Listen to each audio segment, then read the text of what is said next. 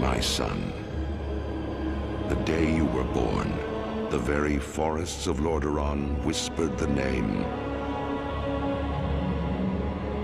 Arthas. Like, comment, and subscribe if you want to see more videos like this.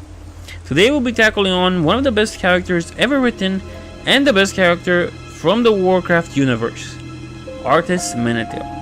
Now, the story of Arthas Menethil starts when new blood joins the earth and the young prince was there to see it with his very own eyes. On the Balnir farm, the mare known as Brightmane was giving birth to a foal, and the 9-year-old Arthas was there to help with the birth as much as he could. Now, you see, the young prince would often come to the Balnir farm to look at the horses, and he made the son of the stable master one of his companions. Now, normally, you wouldn't see a prince make a companion out of someone of such low birth, but there was no one that could tell him who to make friends with. Now, going back to the story. Once Brightmane gave birth, she laid her head upon Arthas' lap, and he gently stroked her mane. The Balnirs took the foal and cleaned him up, and once the foal tried to stand up, him and Arthas met their eyes, and it was an instant moment of magic where Arthas discovered the miracle of life. After that, Brightmane didn't waste any time, and she started her motherly job by getting up and cleaning the young foal. At that point, Arthas was covered in straws from the barn. Now, from outside came the rattle of chickens. Something was disturbing the farm animals. Arthas knew exactly what caused that commotion, and he started running outside, where he met Uther upon his own horse, Steadfast. Now, Arthas pleaded with Uther to not scare the farm animals, and that, well, the farmers did nothing wrong. But Arthas stopped when he saw that Uther was wearing his armor. Uther took the young prince and put him upon his horse, and they started riding towards the palace. Now, while on the road, Arthas asked Uther what happened, and Uther started to explain. I think that very much shocked Arthas at the time, and it was the news of Stormwind's fall. The Stormwindian refugees came on boats to Southshore, and the Regent Lord of Stormwind, Anduin Lothar, and the young Prince Varian would arrive soon at the palace to inform King Menethil of what happened to their kingdom. Now, Arthas was a child at this point, and thus he had a childish inquisitive nature, and that made him continue asking questions about how many survivors there were, the answer being many, as you would expect, and if Prince Varian is coming, what about King Lane? It was then that Arthas learned the truth. Prince Varian would become King Varian. His father being dead, Stormwind had no other person left to rule it. Now, this was a truth that shocked Arthas, in part because he was close to his own family, and that made the young prince feel sorry for his Stormwindian counterpart.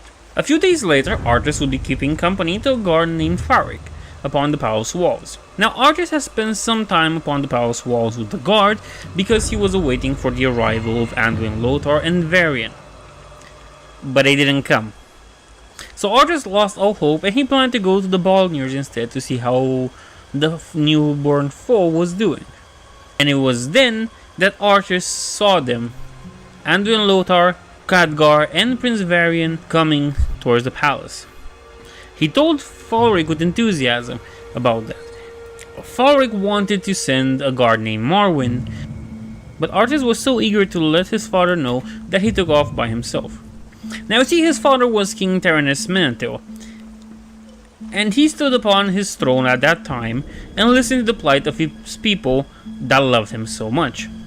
Now, Arthas wanted to burst into the throne room and tell his father about the news, but he knew he should be calm and composed, like a true prince should be.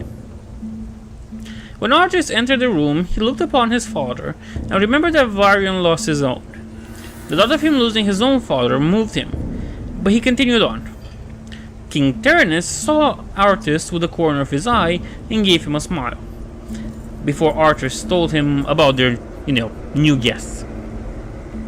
The people in the throne room started to move around and wanted to leave, but King Terenas stopped them by raising his hand and telling them to continue their talks and their problems, because his guests would arrive when they would arrive.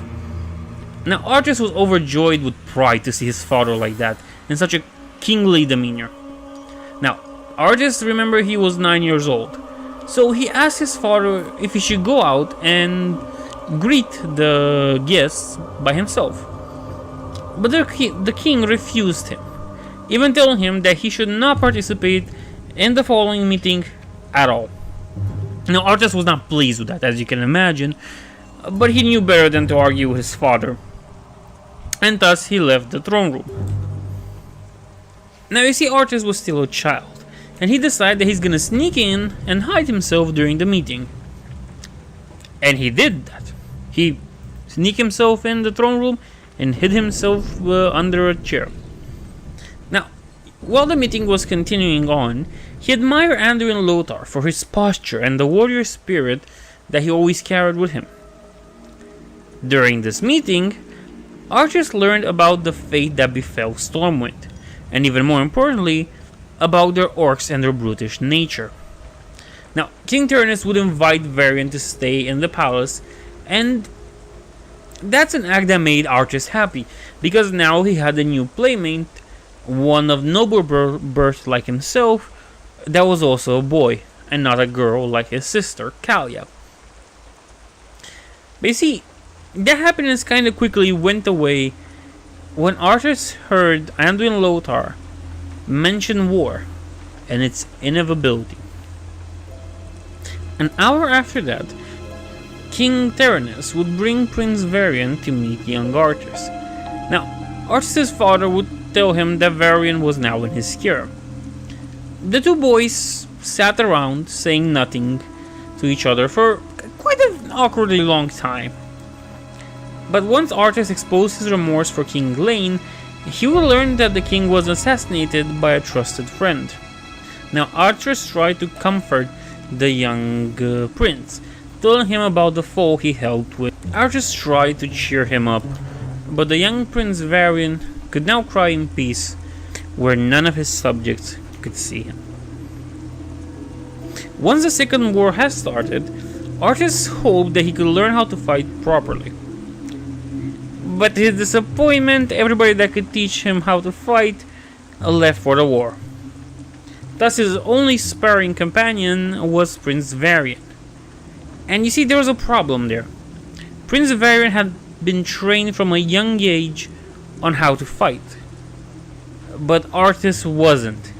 You see, King Tyrannus was very protective of his son, and he wanted to make sure Arthas wouldn't get harmed.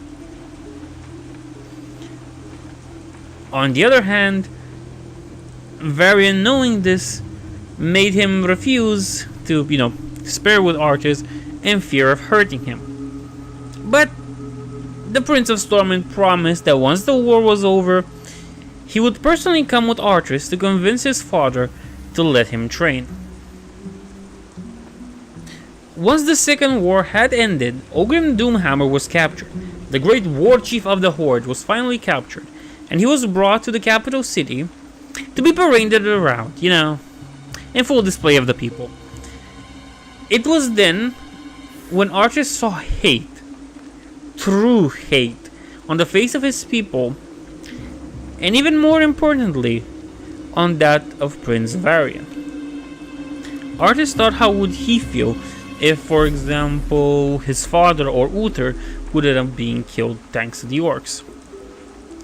And he knew then that he would share the same sentiments that Varian had right then.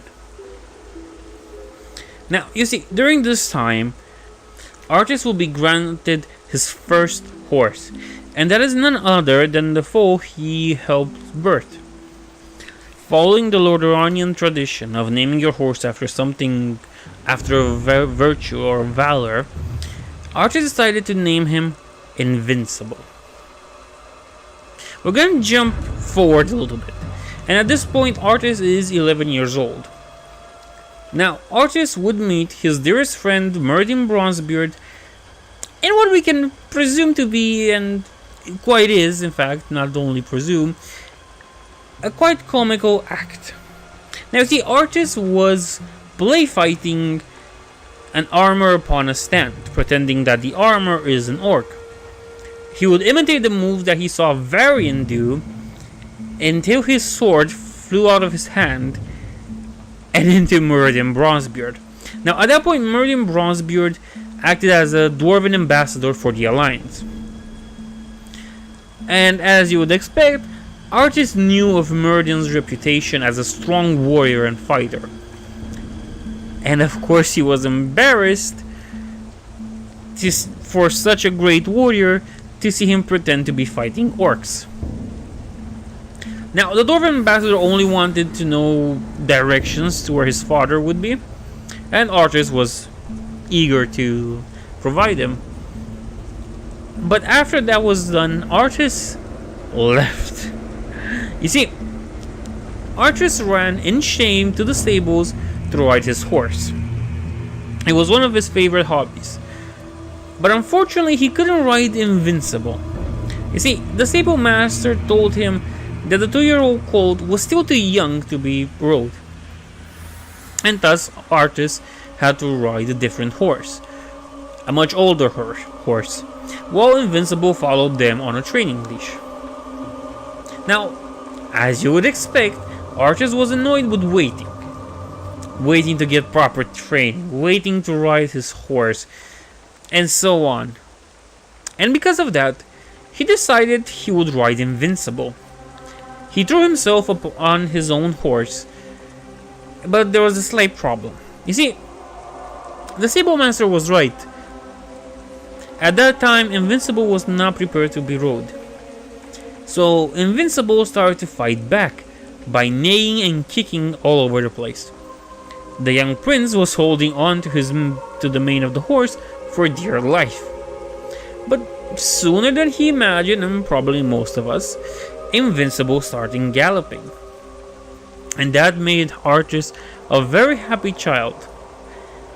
But all that happiness came to a halt once Invincible managed to throw Arthas off of him, and he started running back to the stables. At the point where Arthas returned to the stables, he knew he was in trouble. And at the stables, it was none other than Uther waiting for him. The paladin scolded him about missing his lessons and his recklessness with Invincible, and then proceeded to hurry him along to get to the chapel for their prayer session. As you would imagine, Arthas went and got himself cleaned, and then went to the chapel for the prayer session. And there, he laid eyes upon a beautiful girl that instantly mesmerized him. And that was Jaina Proudmoore. He found out her name after the priest of the church started to bless each member of present at that time. Now, he planned to exit the chapel first, and once she was out, he would introduce himself to her. But you see, Myrddin had other plans. Myrddin came in and stopped Arthas in the middle of his tracks so they can talk. Myrddin offered to train the young prince, a fact that made Arthas rejoice, but then he realized that now he couldn't present himself to Jaina. He watched Jaina leave with his sister, but his luck turned around a little when the girl turned towards him. Their eyes met, and she smiled at him. Now, eventually, Jaina would end up staying just 1 week in Lordaeron, but in that time, Arthas could barely see her.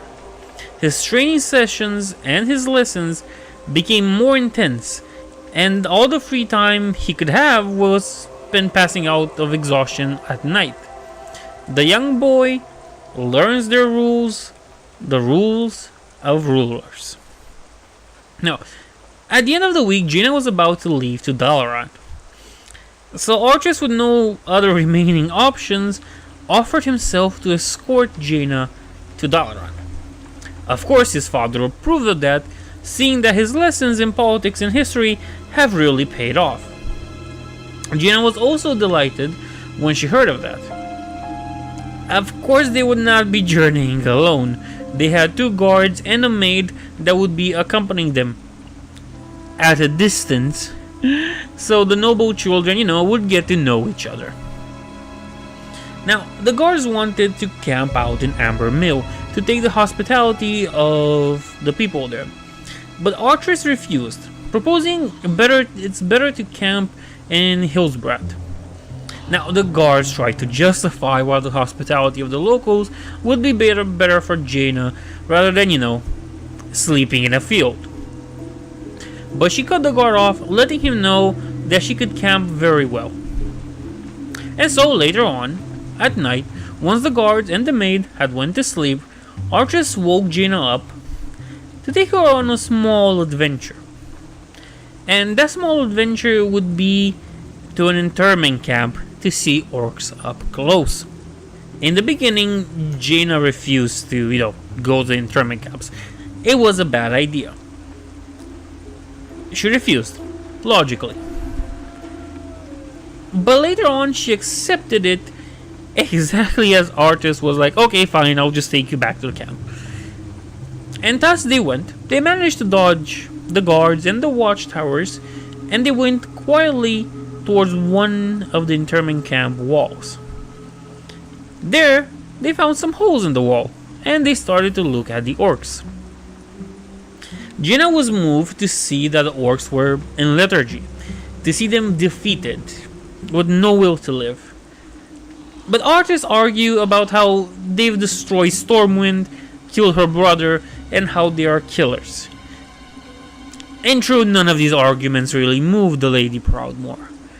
But Arthas kinda knew this would be her reaction, she's a girl. And thus, accepting that thing, they started to walk back to their camp and rest for the night. Now, the next day, they would reach Dalaran. And to Arthas, this city was amazing. It was so to Jaina as well. But to Arthas, it was amazing. It almost made him wish he was a mage. But alas, he wasn't.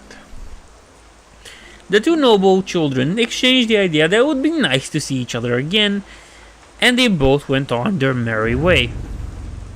Now we're gonna jump forward a little bit some more. At 14 years old, Arthas was able to make Muradin Bronzebeard yield. He managed to defeat the dwarven warrior. And during their time together, Muradin grew to respect Arthas, and vice versa. Now that day was a happy one for Arthas, until he entered his sister's room because he heard his father scream at her. And Arthas got to see his father being furious. Now, once King Tyrannus left, Arthas would try to console his sister Kalia, and then she basically told him the truth that King Tyrannus wanted to marry her to Lord Prestor.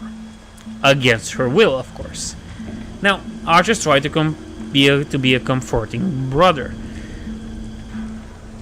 but she made him promise he would let his children choose who to marry. And that sent Arthas in a thinking spiral.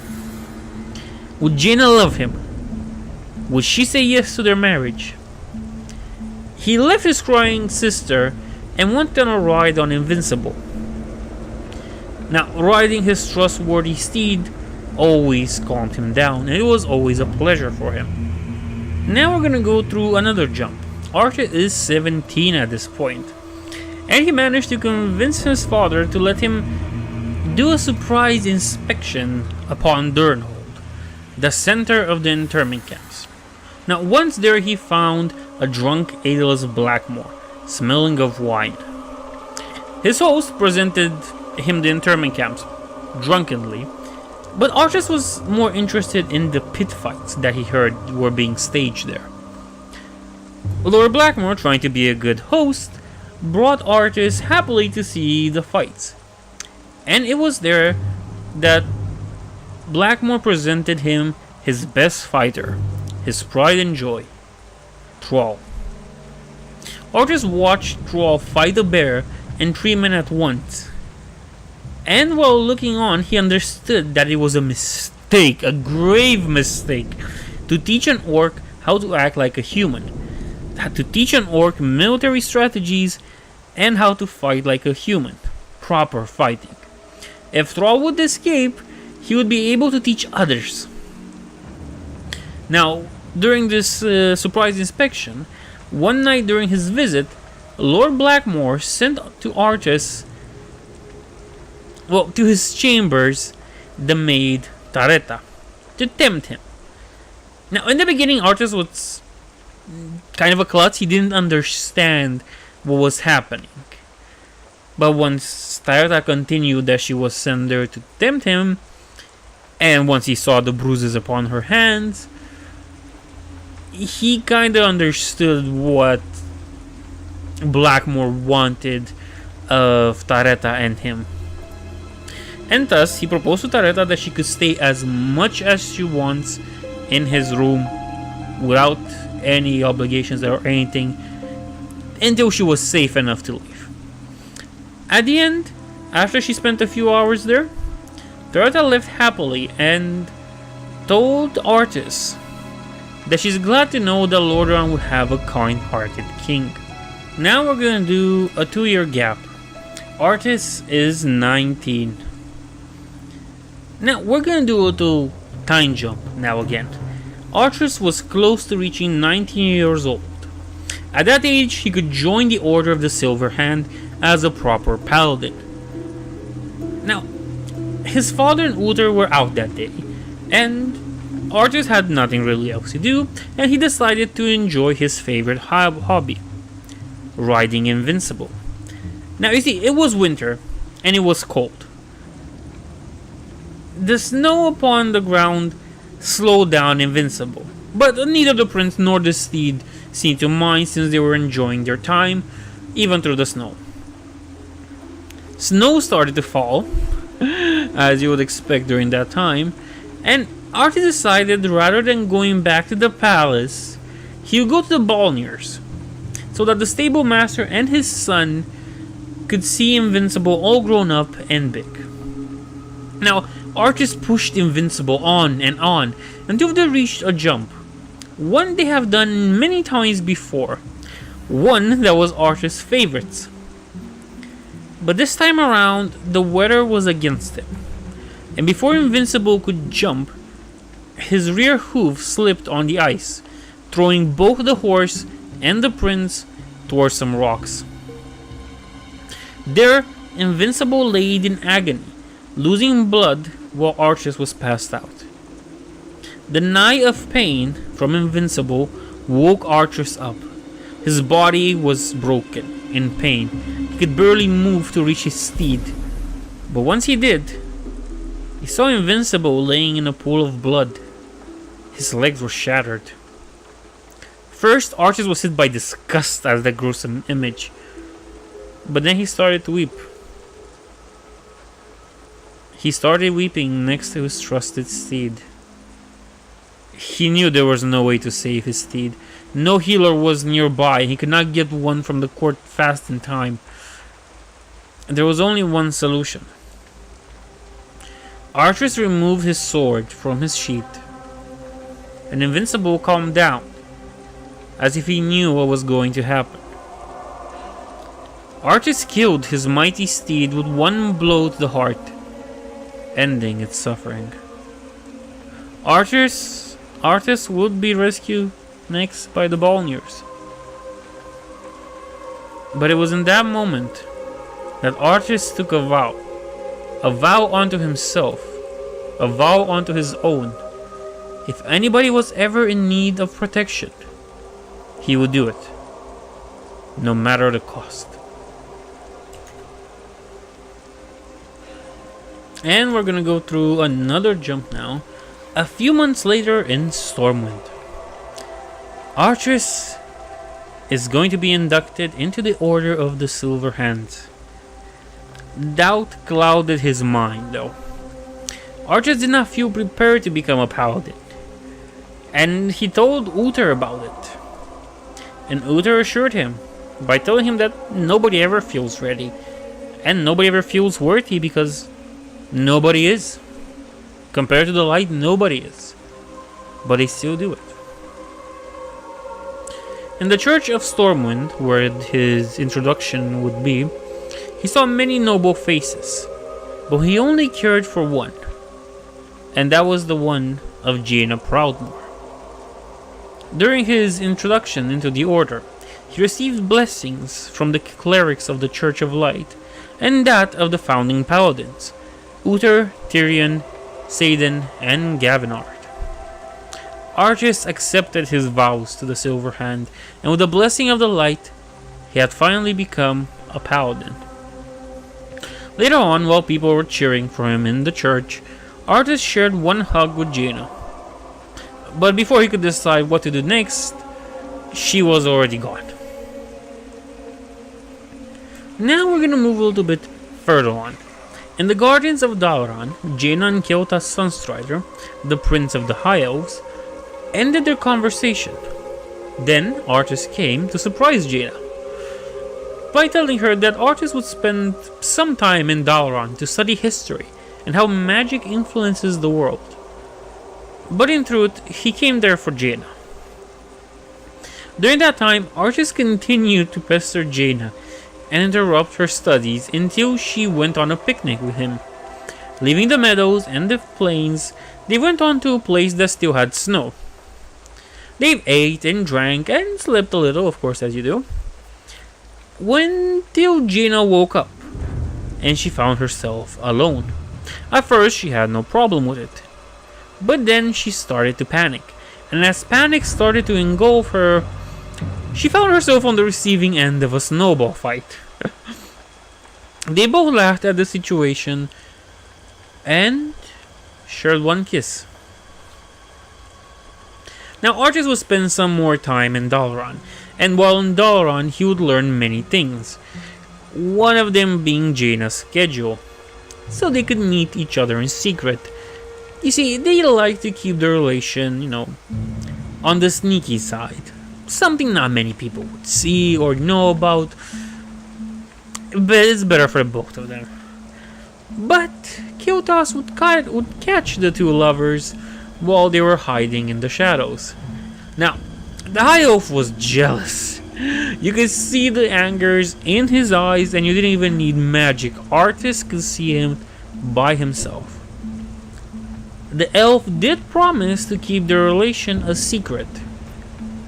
And for all intents and purposes, that's what he did.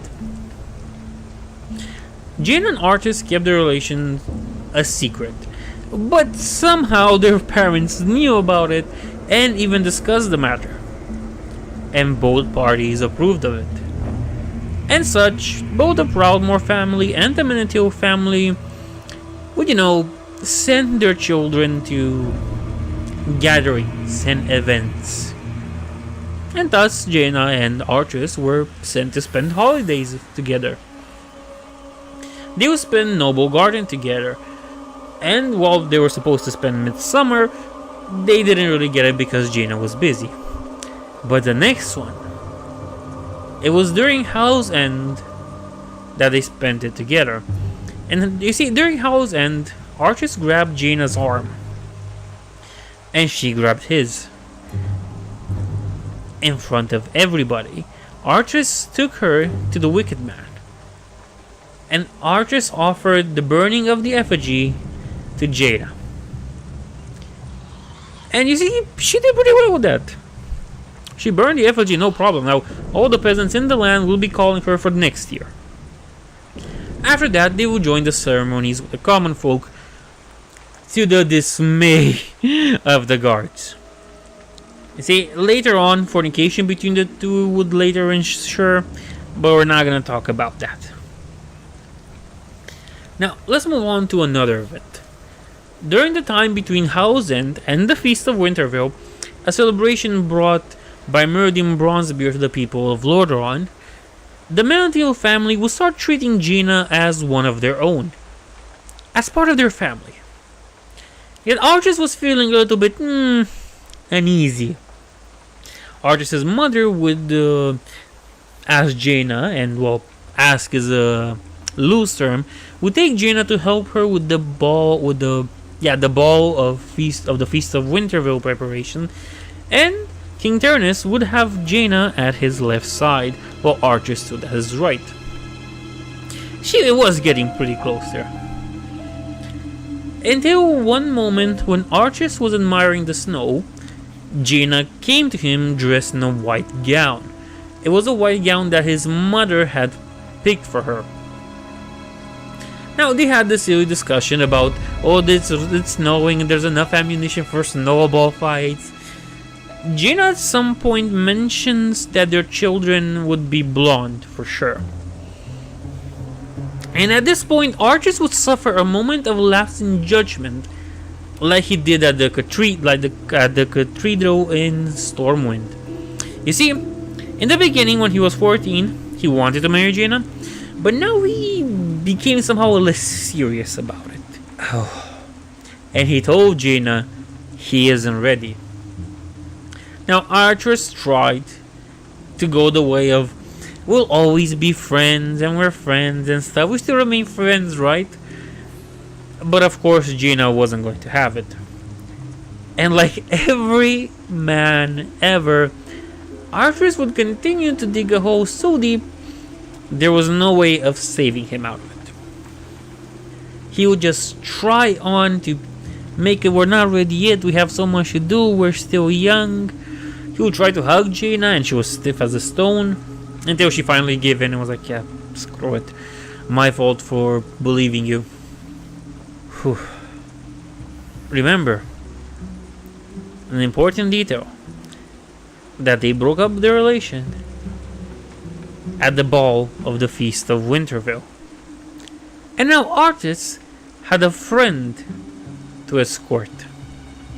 Everybody partook in the ball, they've danced, they've cheered, they've eaten, and Arthas got a moment of the snow falling down, and he wondered, why do all bad things happen during the winter? And this is the end of the first part. The next part will feature the events of Warcraft 3 and still parts from Rise of the Lich King. Anyway, remember to like, comment, and subscribe if you have been enjoying this. Thank you very much. The following is a letter, or are letters, the wiki doesn't really know itself, from Uther the Lightbringer sent to his friend Mimblis Evermorn, a paladin of the Silver Hand. This letter, or letters, were sent in the year 24. Mimblis, greetings my friend. I hope the light finds you well. The young Arthas fills me with hope. He recently became a full paladin, and is nearly all I could hope for in a Knight of the Silver Hand. He is strong and powerful, with a devotion to his people that borders on zealousness. He's a fine paladin, and will make a fine king when our beloved Tyrannus leaves us. Arthas has some growing to do, so I hope King Tyrannus will remain here for some time. The only thing that bothers me about Arthas is that he has a disturbing quality in him. Sometimes in training I have seen him go a little far while sparring. He is so dedicated to winning the match that he forgets that it's only for training. He lacks control. I suppose it's a sense of ruthlessness that lies under his honorable exterior. I have full confidence that he will use this dedication to battle for his people, and I look forward to testing him. Once he really wields his sword, I can begin to teach him control. I don't want to reign his power just yet. Well, until I can see what he's capable of. Arthas loves his people very much. We recently visited some of the poorer villages outside of Lordaeron, giving healing to those in need. I wanted to test his healing powers, as well as see how he interacted with his people beyond the wealthy nobles in the city. He was full of pity for these people, weeping for a woman who had lost her leg in a wolf attack. After healing her pain, he set out on horseback, searching for the wolf. He slew 3, bringing the pelts back to the woman to serve as her blankets. I was touched, but again a little alarmed at his single-mindedness. She was grateful, and as we were there to serve the wounded and sick, our work was complete. His relationship with Jaina Proudmoore is one I must watch. Lordaeron has never had a mage as a queen, but if she and Arthas wed, that's what we will be faced with. Perhaps it will be a good union of magic and politics, or at least bring the mages and paladins closer together. I will watch them carefully. A good thing about Jaina is that she will soften his harder edges. While she attacks her obstacles, the firm and unyielding mind, she is more diplomatic and cerebral in her approach, while Arthas may simply hammer on something until it disintegrates. They will make a strong union. He is the naked steel of a sword, and she is a fist in a velvet glove. I have confidence that they will receive public support, and I will lend them my support as well. I watch Arthas training on the field and feel he can take on anything. He attacks the single-mindedness that I know he will apply towards anything in life, be it physical confrontation or political. King Tyrannus has a good son. I have total confidence in Arthas. Yes, he has more to learn, but don't we all? He'll overcome his weakness and become a wise king. In time. Looking forward to our trip to Stratholme. Uther.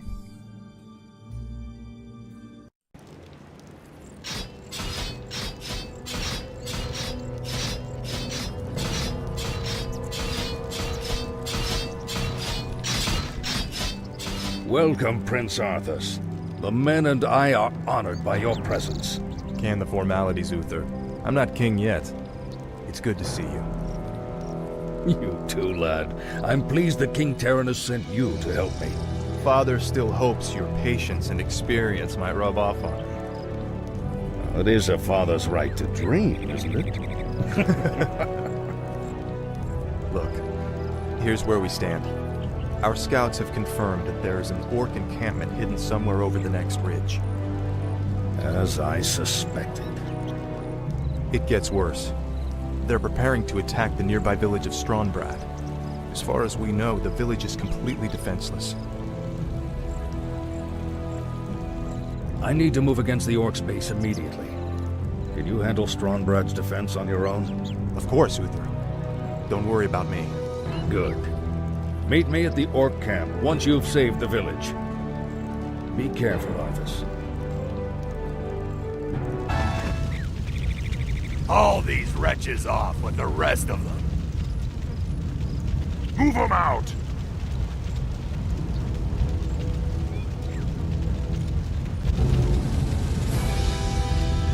Bless you, Prince Arthas. But what about the others who were taken away? Don't worry, son. We'll find them and bring them home safe.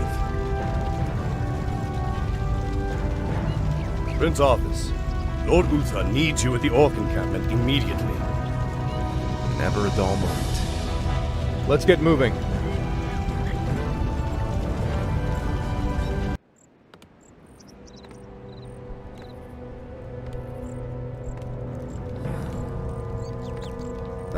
Good timing, lad.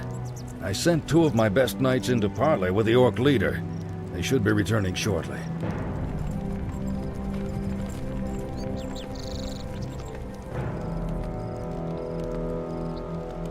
Damn. These orcs will never surrender. Then let's get in there and destroy the beasts. Remember, Arthas, we are paladins. Vengeance cannot be a part of what we must do. If we allow our passions to turn to bloodlust, we will become as vile as the orcs. Yes, Uther. Now, if you're feeling up to it, I want you to lead the attack. Me? Well, of course. I'll remain here and ensure that none of the loathsome beasts threaten the camp. I won't fail you. I know you won't, lad. Paladin fool! The warlocks of the Black Rock clan have spoken. Soon, demons will rain from the sky, and this wretched world will burn. Yes, I've heard this rhetoric before. You orcs will never learn. It was only a mirror image. Damn it, what are these curs up to? The hour of doom approaches. Let this paltry sacrifice appease our demon masters. You sick bastards. You'll never get away with it.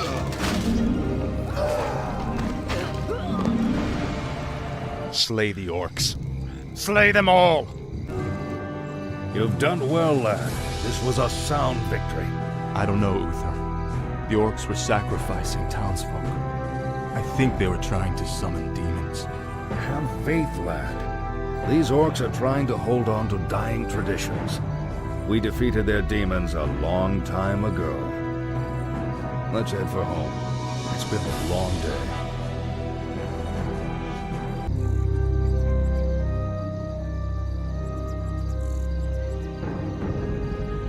You must be wiser than the king.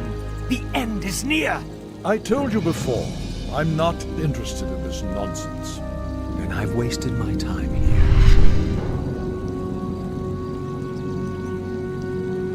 You can show yourself now, Jaina. He's gone. I'm sorry for eavesdropping, Master, but It's your inquisitive nature that I've come to rely on, child. That crazed fool's convinced that the world is about to end.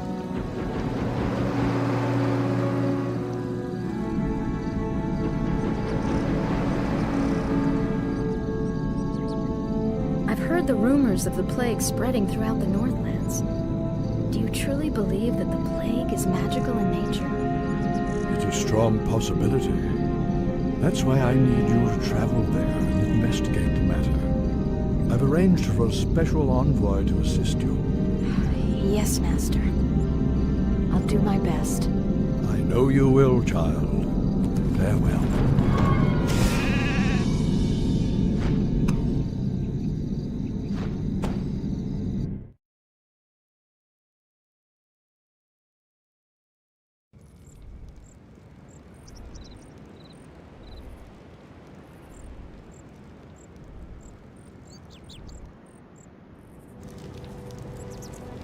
Prince Arthas, we've been waiting here for hours. Are you sure this friend of yours is coming? I'm sure. Jaina usually runs a little late. We must help her! Stay your blade, Captain. You can take care of yourself.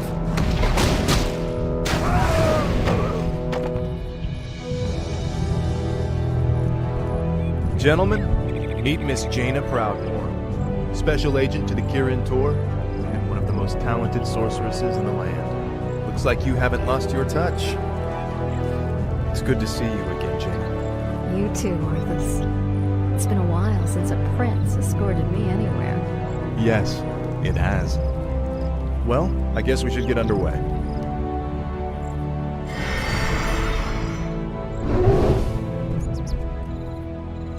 Our sources believe the plague originated in the region north of here. We should check out the villages along the King's Road. Your shields and defend yourselves! Their arrows won't get through! Skeletons! Slay them all immediately!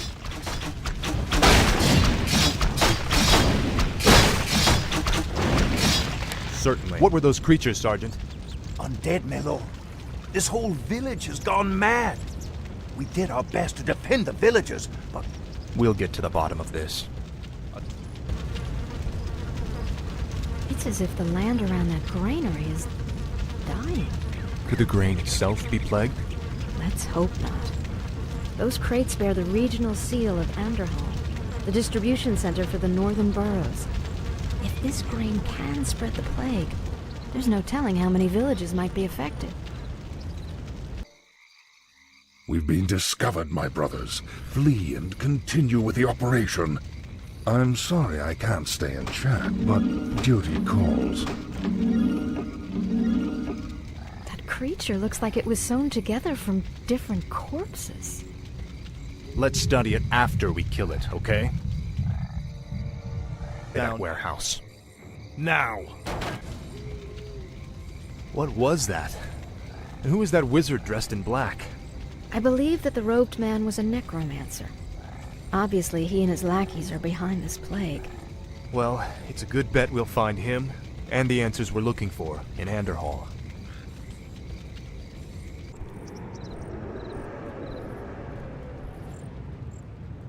Look! It's those cultists who are with the necromancer. What are they doing to that mine? Let's not wait to find out. Attack! Damn these intruders. They must not interfere with the Master's plan. Let's build a base camp here. With those cultists creeping around, I'd rather not head in there without backup. I couldn't agree more.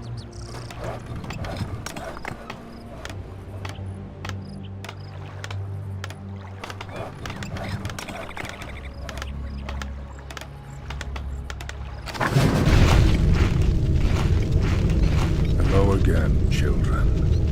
I am Kel'Thuzad, and I've come to deliver a warning. Leave well enough alone. Your curiosity will be the death of you. Are you responsible for this plague, Necromancer? Is this cult your doing? Yes, I ordered the Cult of the Damned to distribute the plagued grain. But the sole credit is not mine. What do you mean? I serve the Dreadlord, Mal'Ganis. He commands the scourge that will cleanse this land and establish a paradise of eternal darkness. And what exactly is this scourge meant to cleanse? Why, the living, of course. His plan is already in motion. Seek him out at Stratholme if you need further proof.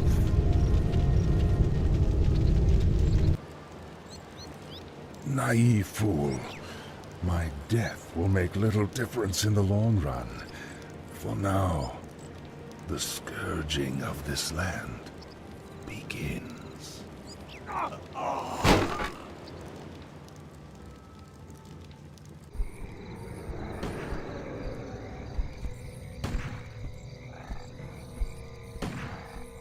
Hearthglen, finally. I could use some rest. It looks like they're preparing for battle.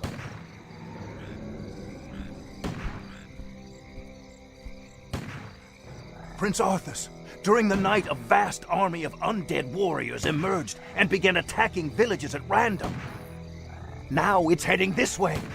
Damn it. Jaina, I'll stay here to protect the village. Go as quickly as you can and tell Lord Uther what's happened. But... Go, Jaina. Every second counts.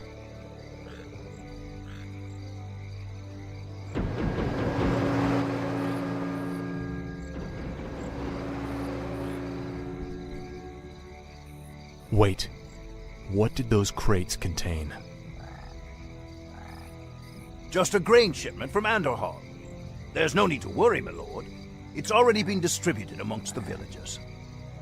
Oh no. The plague was never meant to simply kill my people. It was meant to turn them into the undead. Defend yourselves!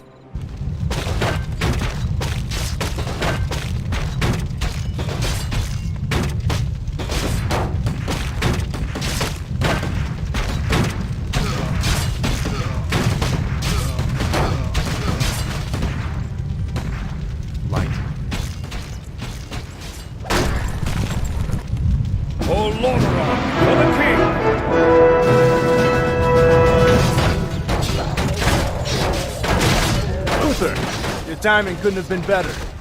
Don't celebrate yet, son. This battle's far from over.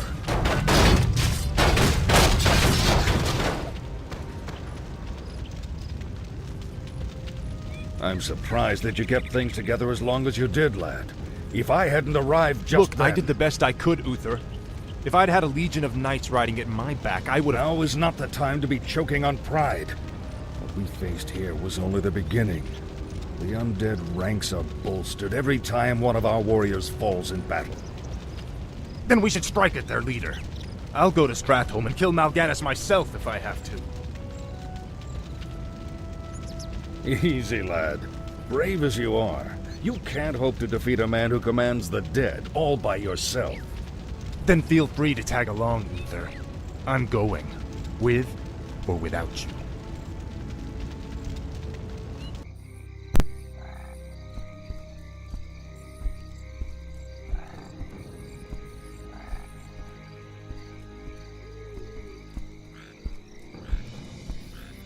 Greetings, young prince. We must talk. I have no time for this. Listen to me, boy. This land is lost. The shadow has already fallen, and nothing you do will deter it. If you truly wish to save your people, lead them across the sea, to the west. Flee? My place is here, and my only course is to defend my people. Then your choice is already made. Just remember, the harder you strive to slay your enemies, the faster you'll deliver your people right into their hands.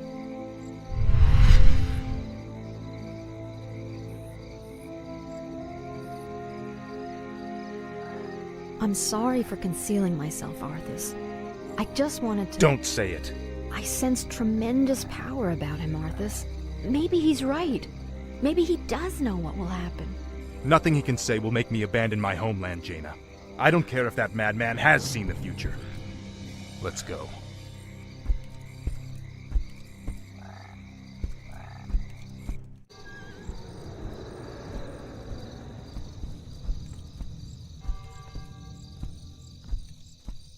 Glad you could make it, Uther.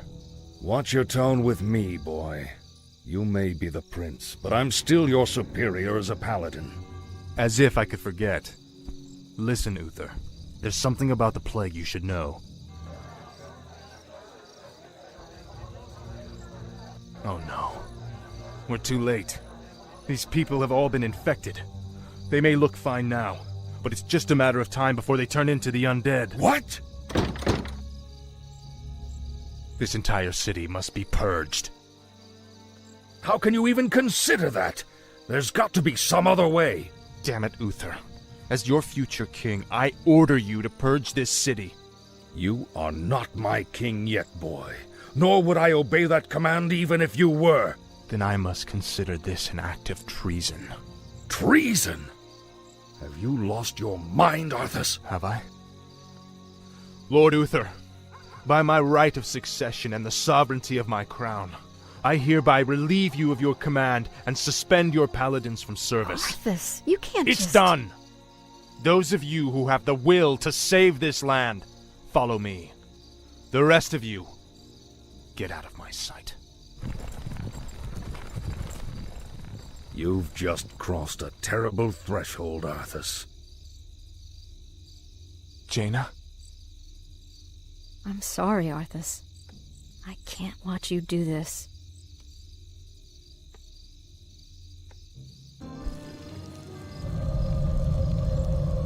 I've been waiting for you, young prince. I am Mal'Ganis.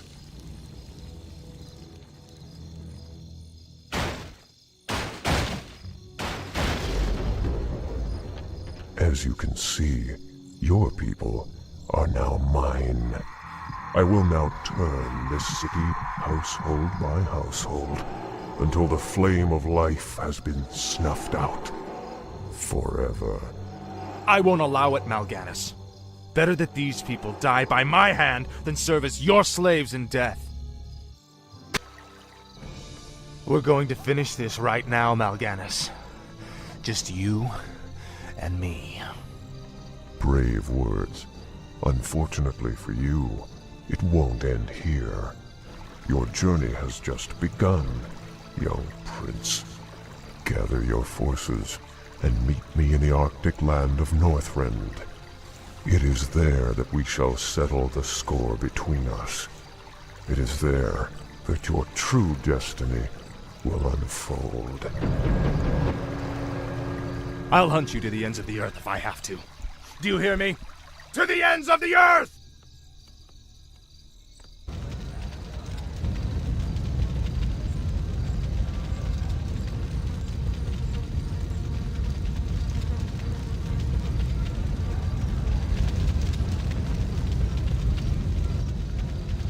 So much death. I can't believe Arthas could have done this. Jaina! Jaina Proudmoore! Lord Uther? Ah, Jaina. I thought I might find you here. Where has he gone, girl? Where has Arthas taken the fleet? He came to me before he left. I pleaded with him not to go. I told him it sounded like a trap. Where? Northrend. He's gone to Northrend to hunt Mal'Ganis. Damn that boy. I've got to inform King Tyrannus. Don't be too hard on yourself, girl. You had nothing to do with this slaughter.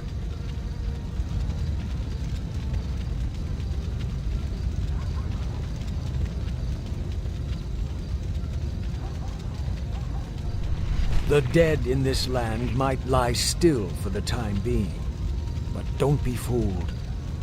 Your young prince will find only death in the cold north. You! Arthas is only doing what he believes is right. Commendable as that may be, His passions will be his undoing. It falls to you now, young sorceress. You must lead your people west to the ancient lands of Kalimdor. Only there can you combat the Shadow and save this world from the flame.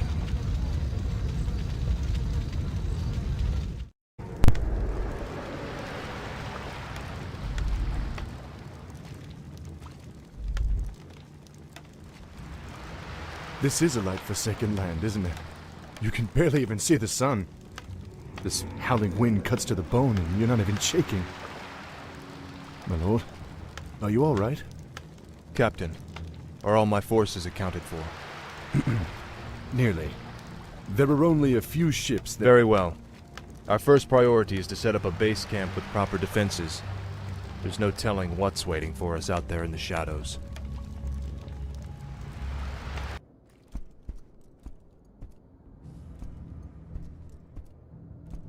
Ah, a gold mine. We'll set up our base there.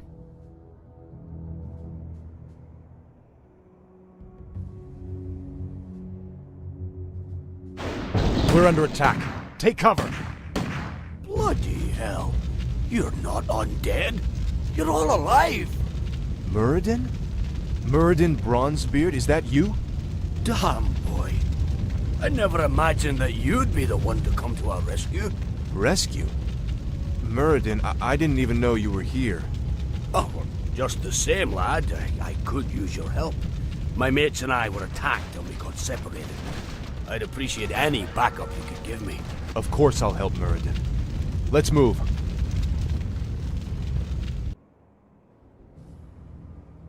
All right, Muradin.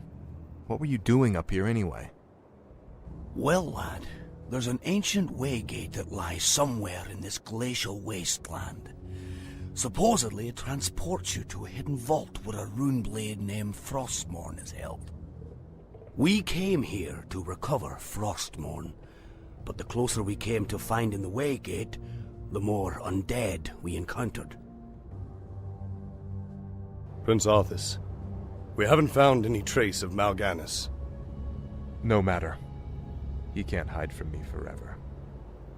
Captain, I want you to establish this site as our primary base. Yes, my lord.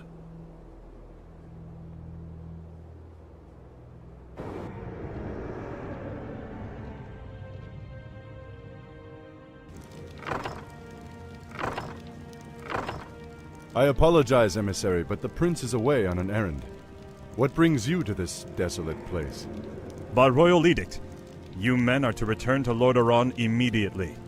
Lord Uther has convinced the king to recall this expedition. We're to just pick up and leave? That's correct. My men report that the roads from here to the shore are held by the undead. You'll need to find an alternate route back to your ships. To hell with the undead. We'll cut our way through the woods, men.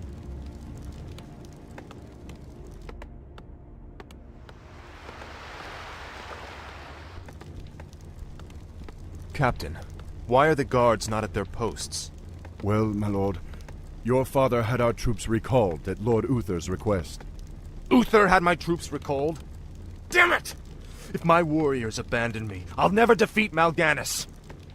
The ships must be burned before the men reach the shore. Isn't that a bit much, lad? Burned down to their frames. No one goes home until our job here is done. Certainly. We'll need more men to fight our way through the undead. I've come across a few mercenary camps up here. Perhaps we can hire a few of them. Of course. For honor. Damn Uther for forcing me to do this. Prince Arthas? Quickly, my warriors! These murderous creatures have burned our ships and robbed you of your way home. Slay them all in the name of Lord Aran. Damn beasts! Kill them all!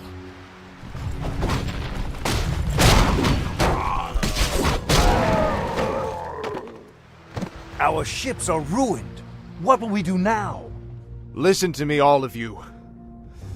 There is no way home for any of us save through victory.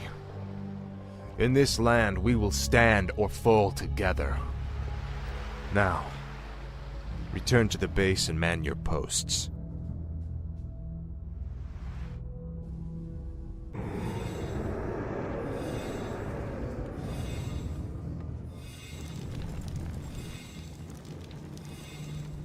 You lied to your men and betrayed the mercenaries who fought for you. What's happening to you, Arthas? Is vengeance all that's important to you? Spare me, Muradin. You weren't there to see what Mal'Ganis did to my homeland.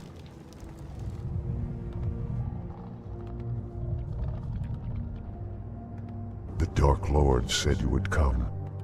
This is where your journey ends, boy. Trapped and freezing at the roof of the world, with only death to sing the tale of your doom. This looks bad. We're completely surrounded. There's still one chance. Help me claim Frostmourne.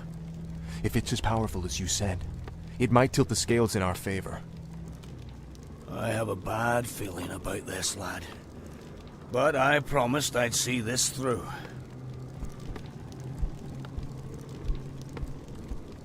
Captain, I'll leave you to organize our defense.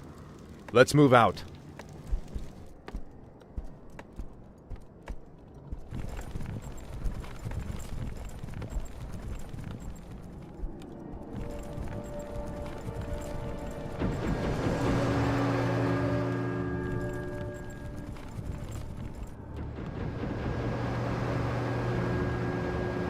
Turn back, mortals.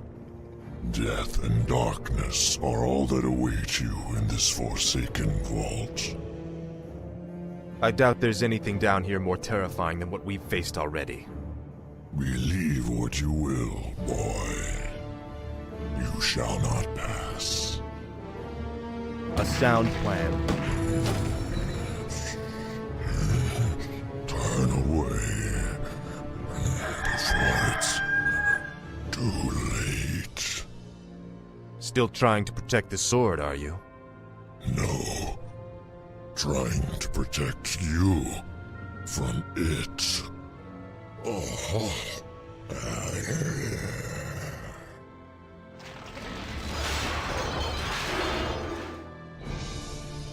Behold, Muradin, our salvation. Frostmourne. Halt, lad. There's an inscription on the dais. It's a warning. It says, "Whomsoever takes up this blade shall wield power eternal. Just as the blade rends flesh, so must power scar the spirit."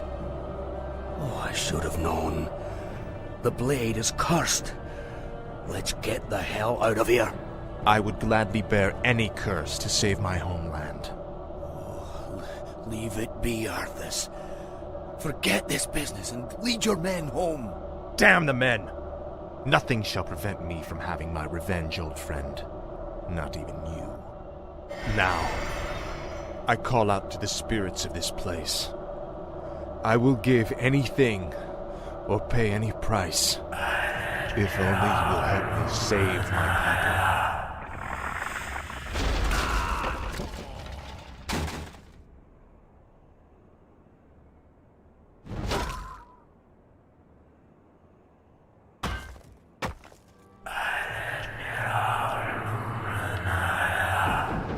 Prince Arthas, where is Muradin? We can't hold out for much longer. Muradin is dead. But take heart, Captain. The enemy will not stand long against the might of Frostmourne. So, you've taken up Frostmourne at the expense of your comrades' lives, just as the Dark Lord said you would. You're stronger than I thought. You waste your breath, Mal'Ganis. I heed only the voice of Frostmourne now. You hear the voice of the Dark Lord. He whispers to you through the blade you wield. What does he say, young human? What does the Dark Lord of the Dead tell you now? He tells me that the time for my vengeance has come. What? He can't possibly mean to... It is finished.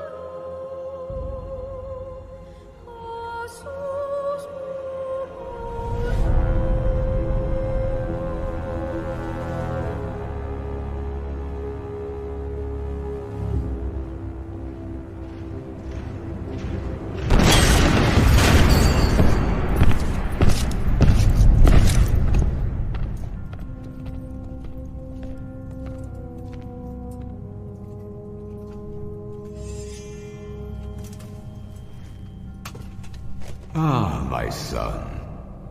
You no longer need to sacrifice for your people. You no longer need to bear the weight of your crown. I've taken care of everything.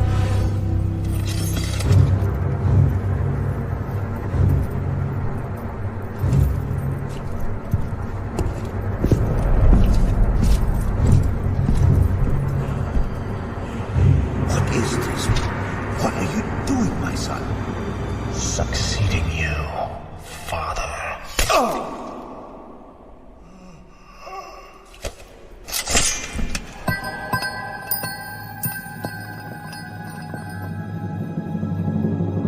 This kingdom shall fall, and from the ashes shall arise a new order that will shake the very foundations of the world.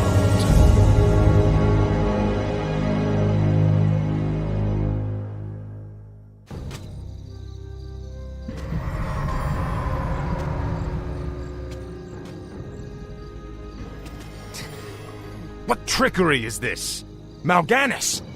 I don't know how you survived, but Calm yourself, Prince Arthas. I am Tichondrius. Like Mal'Ganis, I am a Dreadlord. But I am not your enemy. In truth, I've come to congratulate you. Congratulate me? By killing your own father and delivering this land to the Scourge, you have passed your first test. The Lich King is pleased with your enthusiasm. Yes, I've damned everyone and everything I've ever loved in his name. And I still feel no remorse, no shame, no pity. The rune blade that you carry was forged by the Lich King and empowered to steal souls. Yours was the first one it claimed. Then I'll make do without one. What is the Lich King's will? The cult of the damned must be rallied once again. Many of the acolytes have been in hiding amongst the populace. Once you've rallied them, I will give you further instructions. Finally. Greetings, great lord. Our master, Kel'Thuzad, told us that you would come. Kel'Thuzad? How could he have known it? Be wary. If the townsfolk see your undead minions, they'll call the local guards to stop you. Well done, Death Knight. The cult is nearly assembled. Lordaeron lies in ashes. What good are these cultists to us now? They will aid you in your next undertaking. And what's that? You will go to Underhall and recover the remains of the acolyte's former master, the necromancer, Kel'Thuzad.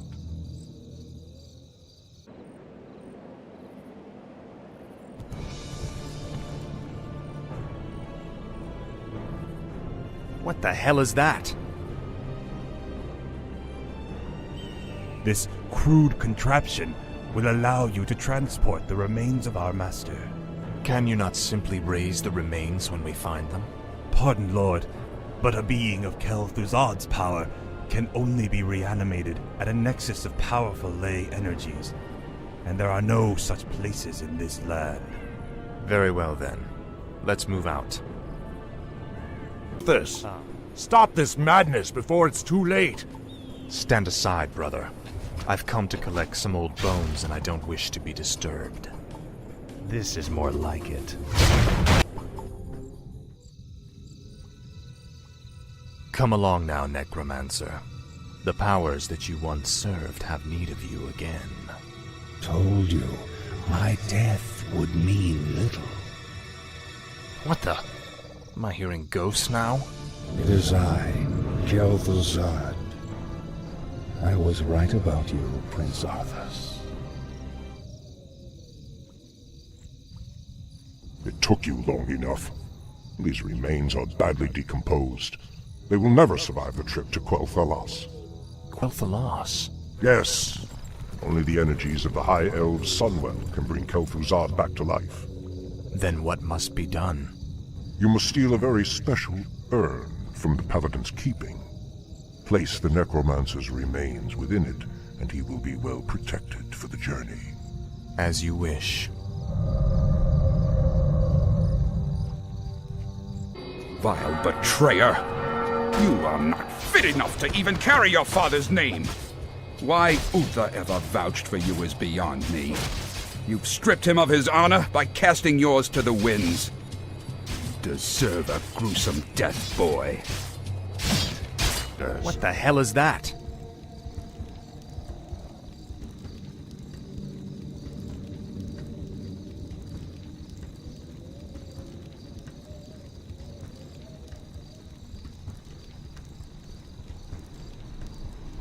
Light have mercy on you.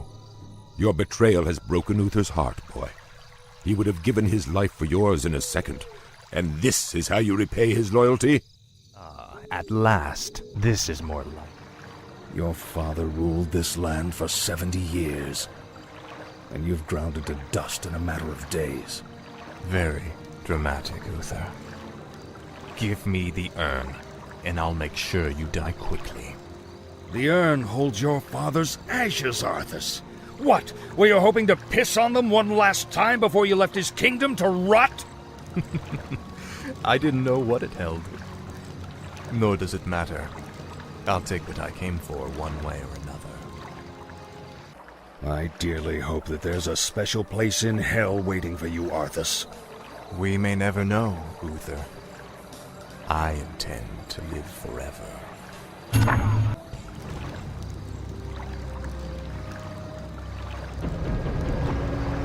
Excellent work. Now your journey to Quel'Thalas can begin. Tell him nothing. Only you can hear me. The Dread Lords cannot be trusted. They are the Lich King's jailers. I will tell you all when I walk this world again.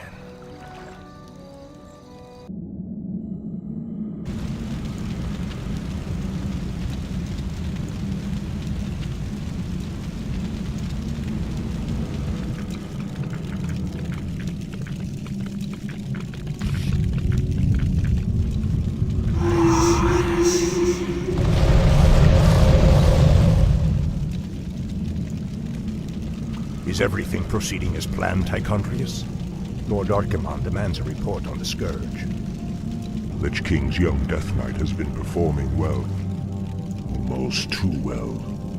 I begin to wonder if Ner'zhul has ulterior motives for his new champion. The human means nothing in the long run.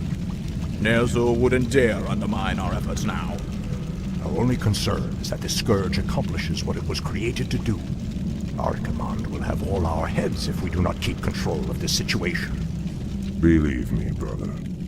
Neither the Lich King nor his undead lackeys will jeopardize the Legion's return. See that they do not.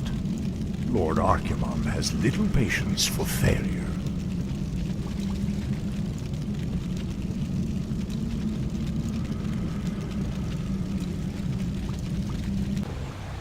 Ah, the wondrous, eternal Quel'Thalas. I haven't been here since I was a boy. Be wary. The elves likely wait in ambush. The frail elves do not concern me, Necromancer. Our forces are strengthened with every foe we slay. Don't be too overconfident, Death Knight. The elves must not be taken lightly. We shall see. Bring forth the prisoner. Where is the entrance to your land, elf? You will never enter Quel'Thalas, Fallen Prince. The woods themselves protect our borders, and the enchanted elf gates protect our capital. Your precious gates will not stop me any more than these trees, little elf. Bring up the meat wagons. We'll make our own entrance.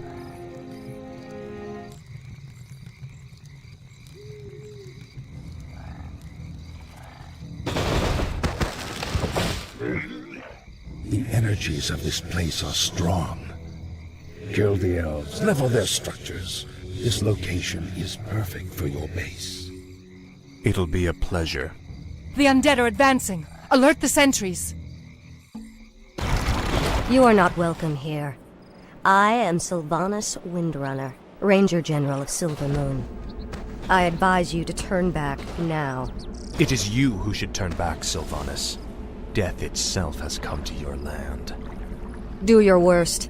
The Elf Gate to the Inner Kingdom is protected by our most powerful enchantments. You shall not pass.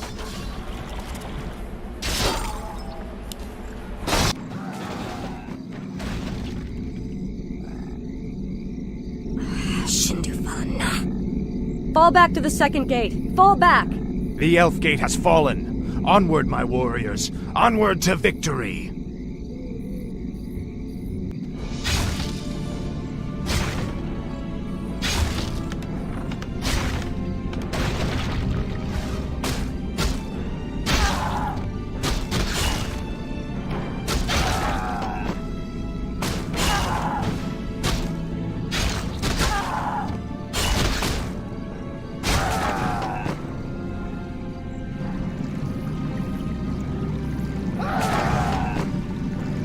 Fall back to the trees! You've won through this gate, Butcher, but you won't get through the second.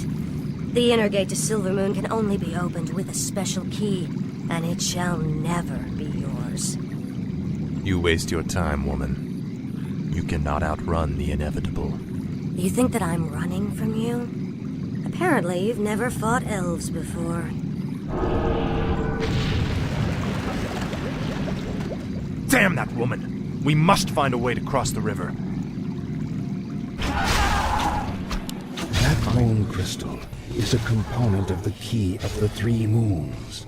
The other 2 crystals must be found if the Elf Gate is to be unlocked. This is one. The second moon crystal is ours. Fast. The 3rd moon crystal. The key of the 3 moons is complete. Finally.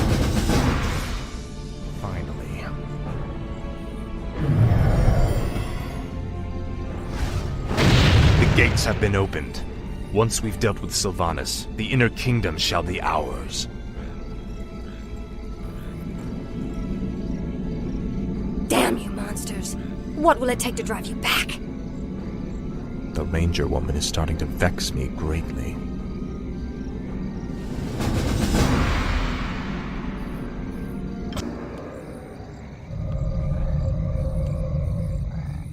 You've done well, so far, but the true test still lies before you. I was wondering when you'd show up. I am here to ensure that you do your job, little human, not do it for you. I will reach the Sunwell on my own, Dreadlord. Be warned. It is a pool of mystical energy from which the elves draw their immortal powers. They will not give it up easily.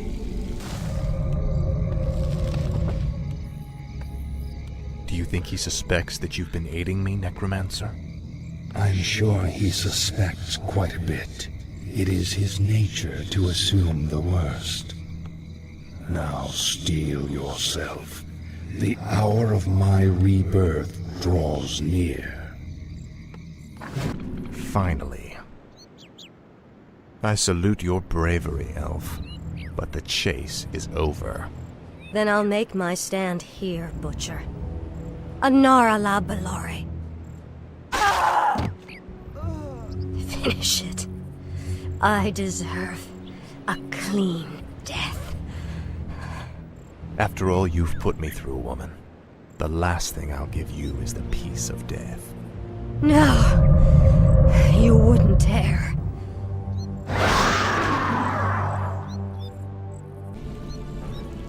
Citizens of Silvermoon, I have given you ample opportunities to surrender, but you have stubbornly refused.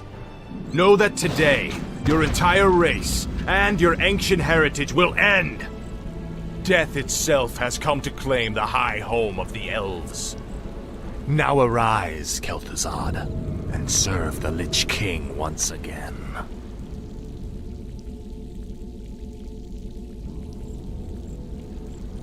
I am reborn as promised. The Lich King has granted me eternal life. I've upheld my end of the bargain, Lich. Are you ready to tell me about the Dreadlords now? Certainly, but not here. They have eyes and ears everywhere. We'll talk where it's safe.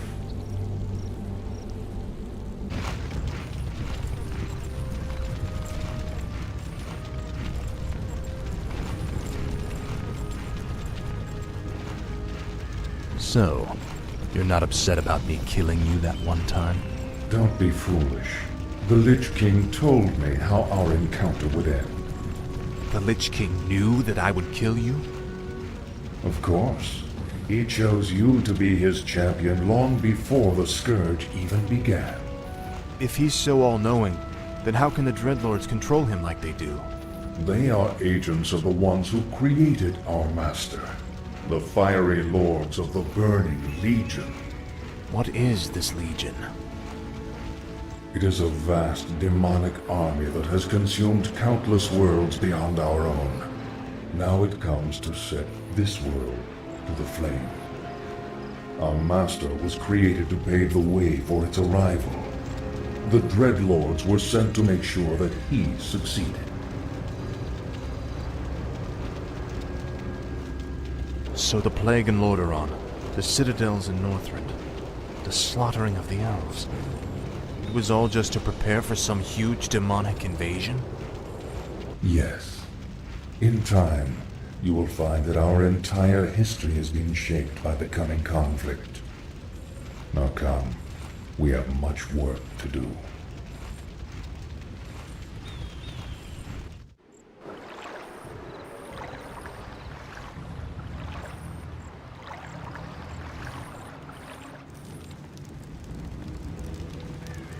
Isn't it time you told me about the second phase of the plan, Lich? Certainly. The first phase of the Lich King's plan was to engineer the Scourge, which would eradicate any group that might resist the Legion's arrival. Like the forces of Lordaeron and the High Elves. Exactly. The second phase is to actually summon the Demon Lord, who will spark the invasion. So where are we going now? There is a nearby encampment of Blackrock orcs who maintain a functional demon gate. I must use the gate to commune with the Demon Lord and receive his instructions. The Legion has sent the dead to test us. Victory to the Blackrock clan! We orcs are the true servants of the Burning Legion. These mindless undead are weak, impure. Your people failed their task, Savage. You too must be scourged from the world.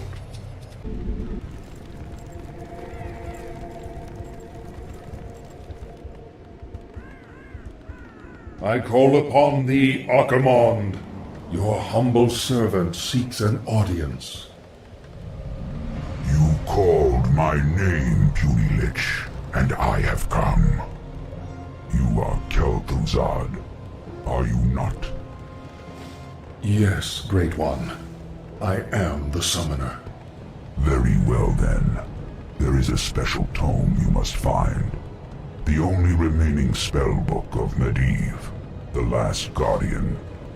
Only his lost incantations are powerful enough to bring me into your world. Where should we search for it, Great One? Seek out the mortal city of Dalaran. It is there that the tome is kept. At twilight, 3 days from now, you will begin the summoning.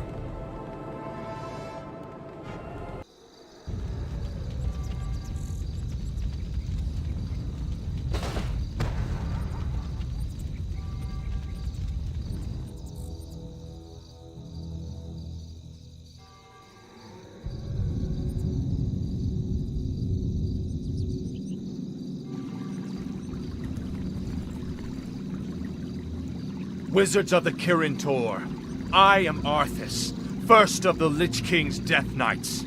I demand that you open your gates and surrender to the might of the Scourge.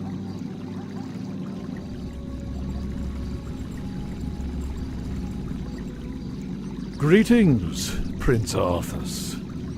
How fares your noble father? Lord Antonidas, there's no need to be snide.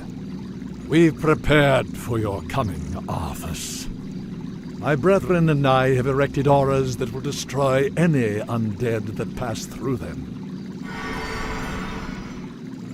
Your petty magics will not stop me, Antonidas. Pull your troops back, or we will be forced to unleash our full powers against you. Make your choice, Death Knight.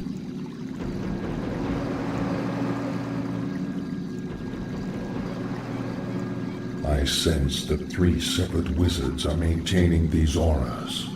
If you find and kill them, the auras will disperse. It pains me to even look at you, Arthas.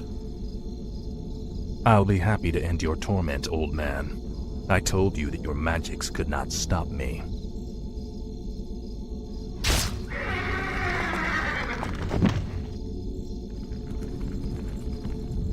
The spellbook is all yours, Lich. Let's take it and leave before the wizards amass for their final attack. Indeed. I will begin summoning Lord Archimonde at sunset.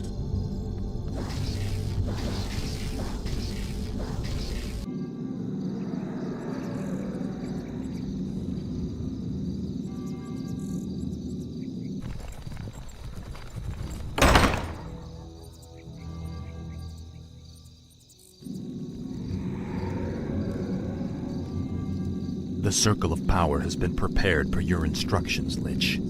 Are you ready to begin the summoning? Nearly. I've been reading through Medivh's spellbook. His knowledge of demons alone is staggering. I suspect that he was far more powerful than anyone ever realized. Not powerful enough to escape death, that is for certain. Suffice to say, the work he began, we will finish today. Let the summoning commence.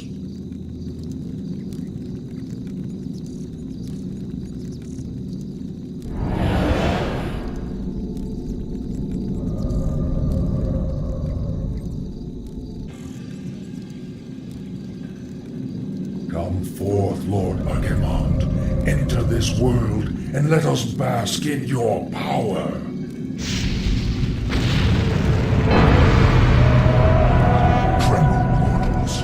Despair. Doom has come to this world. You have done well, little Lich. My plan worked perfectly.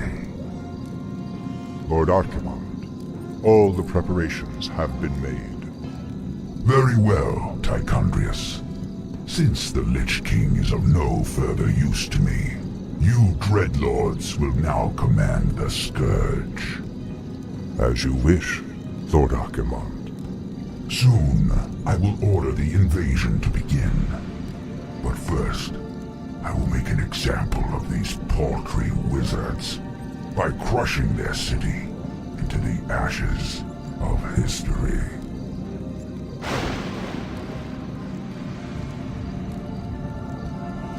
This has got to be a joke. What happens to us now? Be patient, young Death Knight. The Lich King foresaw this as well. You may yet have a part to play in his grand design.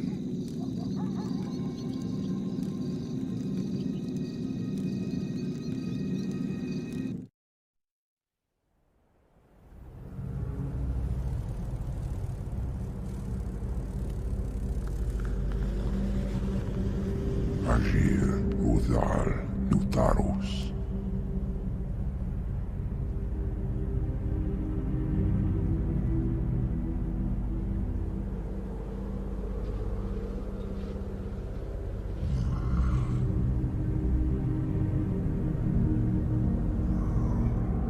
Agir, Udas, Betalu, Daltaro, Ildas, Glaku. Retul, Setharas, Amanar, Kutamus.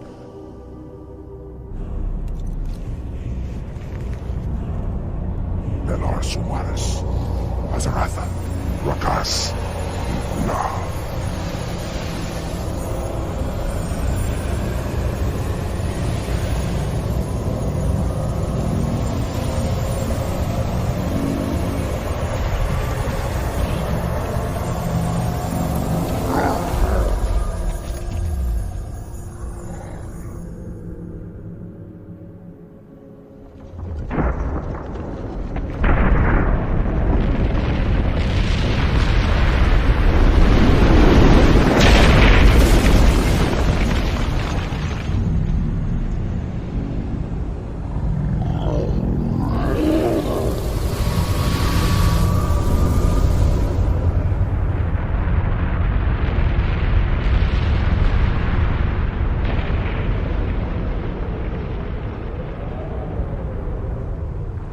Velan ora, mordanos melar, il amor no falos cada.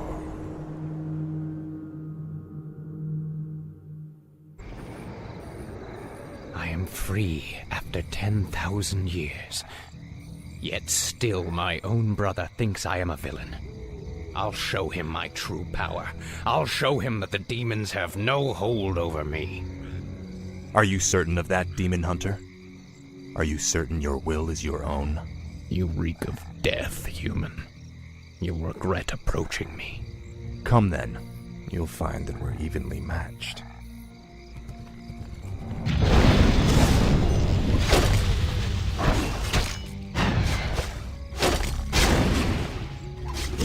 We could go on fighting like this forever. What is it you truly want? The Dreadlord who commands this undead army is called Tichondrius. He controls a powerful warlock artifact called the Skull of Gul'dan.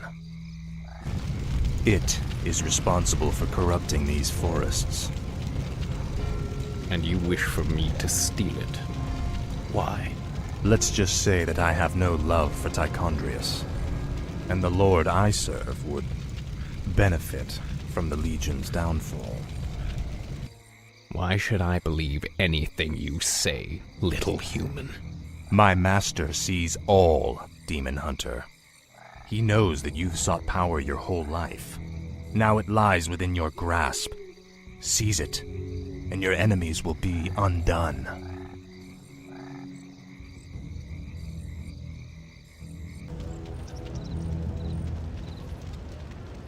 It's been months since we last heard from Lord Archimonde. I grow tired of watching over these rotting undead. What are we still doing here? We were charged with overseeing this land, Deatherrock.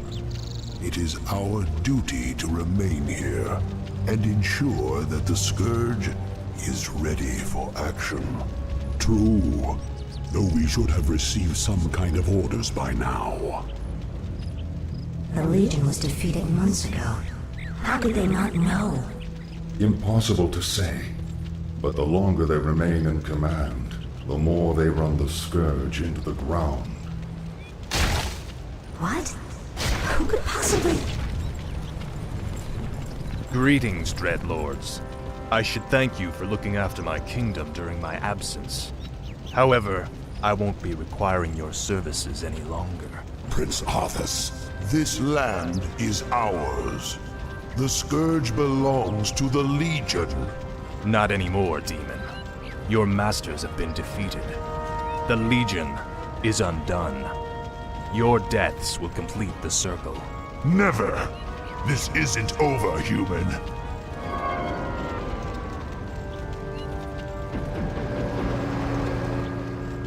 We knew you would return to us, Prince Arthas. I have returned, Lich, but you will now address me as king. This is, after all, my land. Now we must secure the kingdom by scouring the last remnants of humanity from it. But my king, the humans have begun to abandon their villages. They are fleeing to the canyon passes. If they escape into the mountains, it will be impossible to hunt them all down. Then we must slaughter them before they escape. Their deaths will be a fitting tribute to Ner'zhul. You wear your father's crown as if you earned it. You may kill me, but my brethren will never stop hounding you. I can't believe any of you survived the first purge. No matter. After today, your self-righteous order will cease to exist. We cannot allow the humans...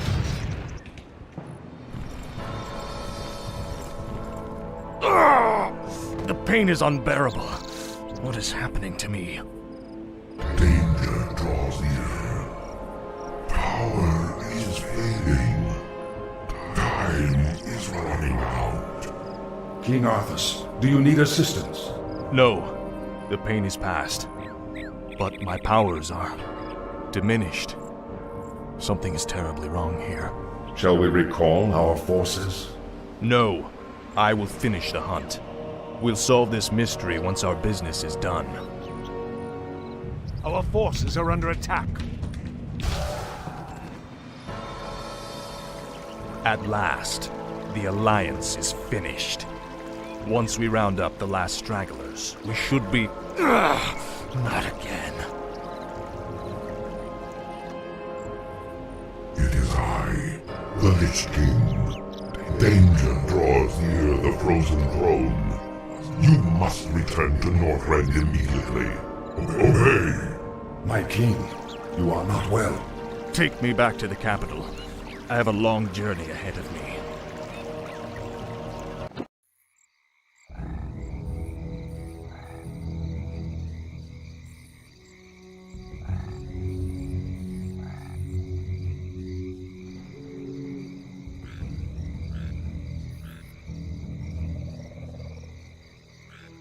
Lady Sylvanas, we are pleased that you came. How could I not? For some reason, I no longer hear the Lich King's voice in my head. My will is my own once again. You Dreadlords seem to know why. We've discovered that the Lich King is losing his power. As it wanes, so too does his ability to command undead such as you. And what of King Arthas? What about his powers? Though his Runeblade Frostmourne carries powerful enchantments, Arthas's own powers will fade in time. It is inevitable. You seek to overthrow him, and you want my help to do it. The Legion may be defeated, but we are the Nathrazim. We'll not let some upstart human get the best of us. Arthas must fall. The Lich Kel'Thuzad is far too loyal to betray his master. But you, on the other hand... Hate him. I have my own reasons for seeking vengeance. Arthas murdered my people and turned me into this monstrosity. I may take part in your bloody coup, but I will do so in my own way.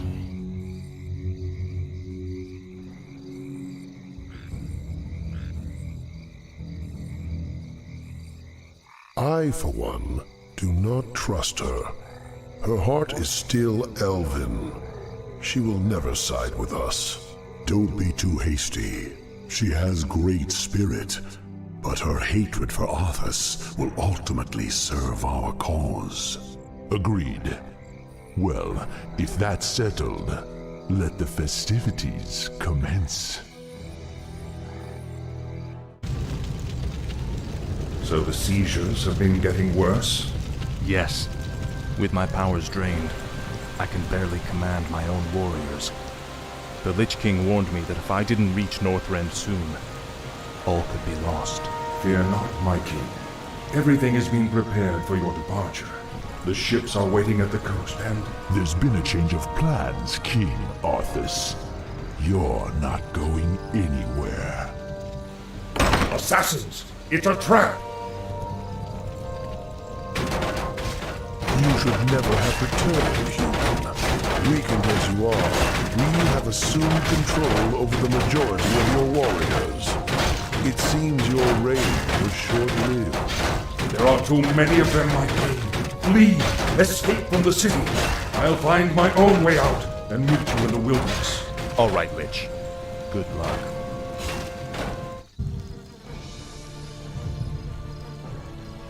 We have no time for this. We must find our way out quickly.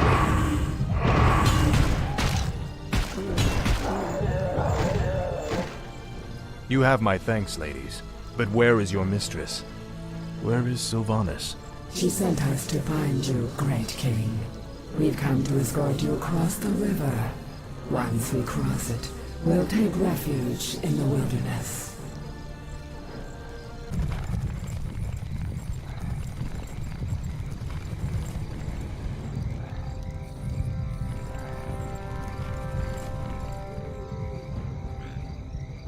This is the place, sisters. We'll rest here, Great King. Why here? We've got to find Kel'Thuzad before we... You have been deceived. Come to my side at once. Obey! What is happening here? Sylvanas.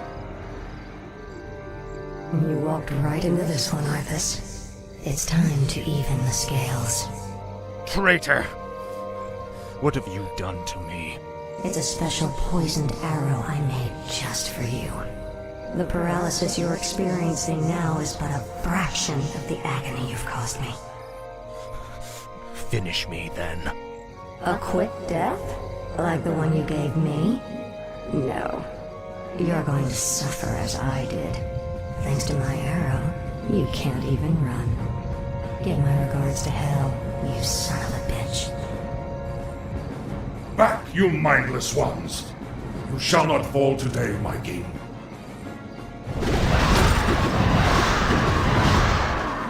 This isn't over, Arthas. I'll never stop hunting you.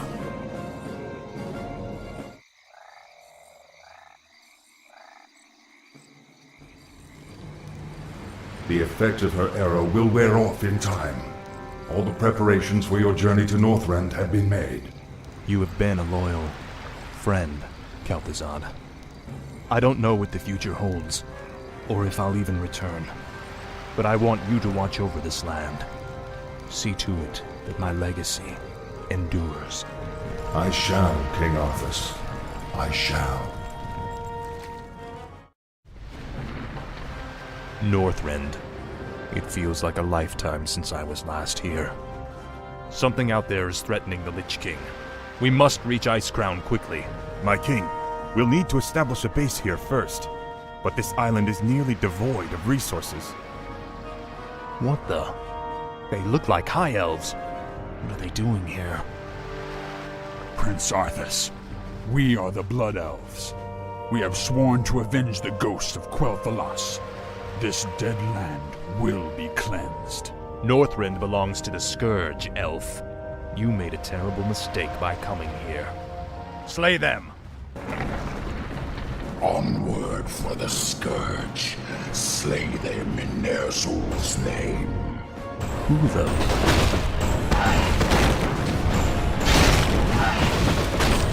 Thanks for the assistance, Mighty One. The Lich King sent me to aid you, Death Knight. I am Nubarak, ancient king of Azul-Nerub. I welcome your aid, Anubarak, but we have little time for pleasantries. We must reach Icecrown immediately. These elves are pathetic. It's no wonder we destroyed their homeland so easily. Pity I wasn't there to stop you. It's been a long time, Arthas. Prince Kael'thas, I haven't seen you since...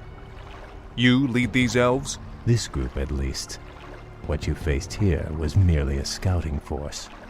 Defeating Lord Illidan's army will be far more difficult. Illidan? He's behind this invasion? He is. Our forces are vast, Arthas. Even now they march upon the Icecrown Glacier.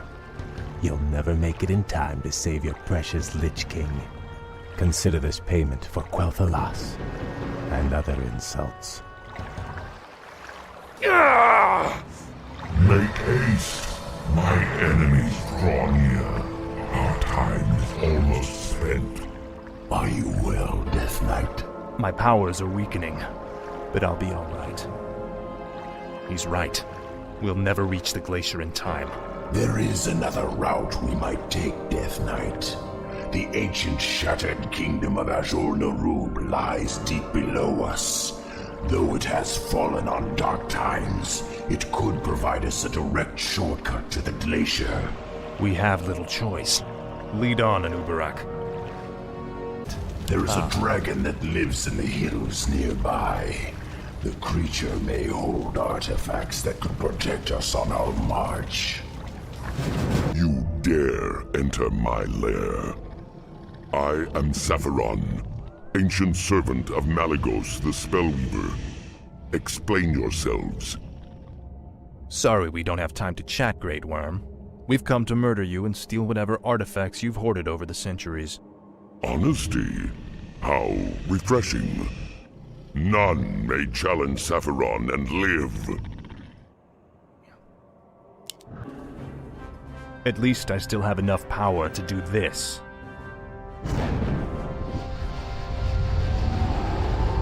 Most impressive. But you need to conserve your energies, Death Knight. We have a long road ahead of us. You're certain we can reach the glacier through these tunnels? Nothing is certain, Death Knight. The ruins will be perilous, but it's worth the risk. All right, let's go.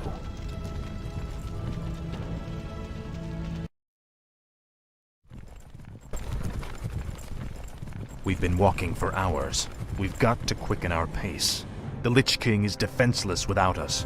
I left many of my warriors at Icecrown before I came to find you, Death Knight. They will hold the line for as long as they are able.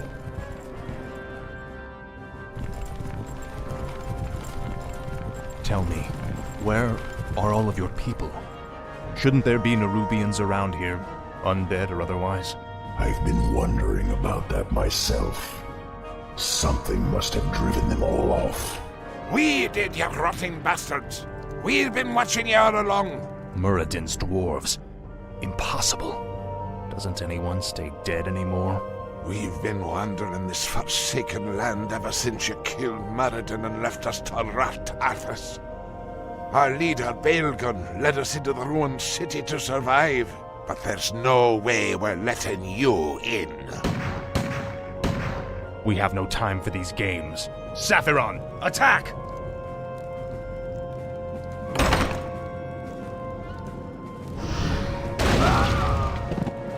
Well done, mighty Sapphiron. I wish we could take you with us, but the confines of the Dark Earth are no place for you. The Lich King's time is running short. We must hurry.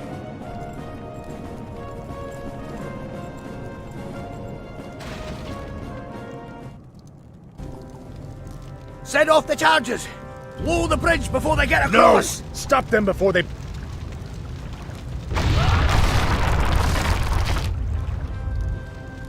That was for Muradin.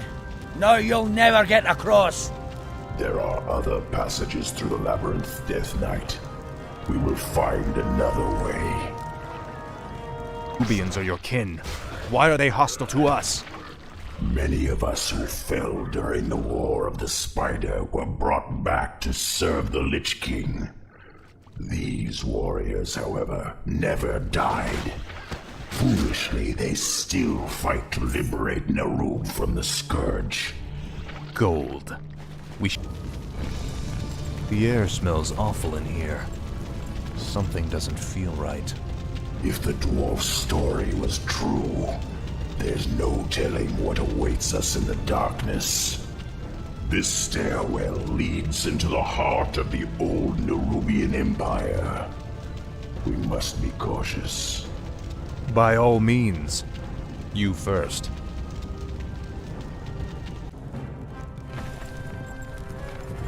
We have entered the Old Kingdom. Be wary, Death Knight. Whatever scared the dwarves still lurks down here somewhere.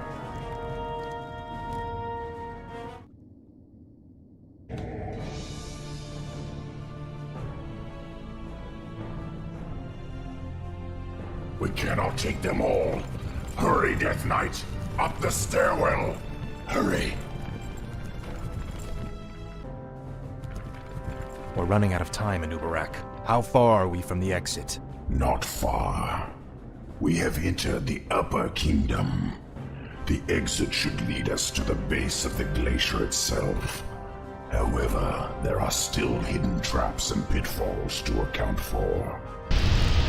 Take cover! Arthas! The entire passage collapsed. There's no time to dig through this. I'll have to move quickly and find my own way out. Hopefully Anubarak and the others survived.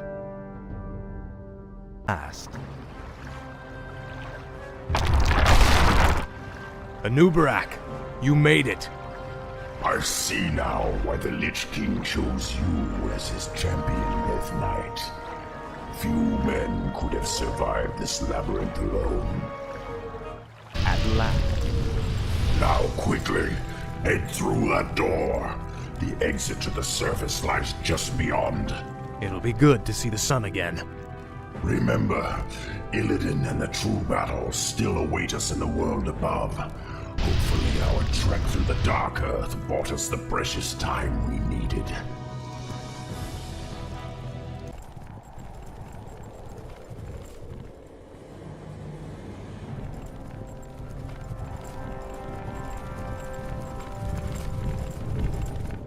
We've made it in Ubarak. Our forces are already assembled and waiting.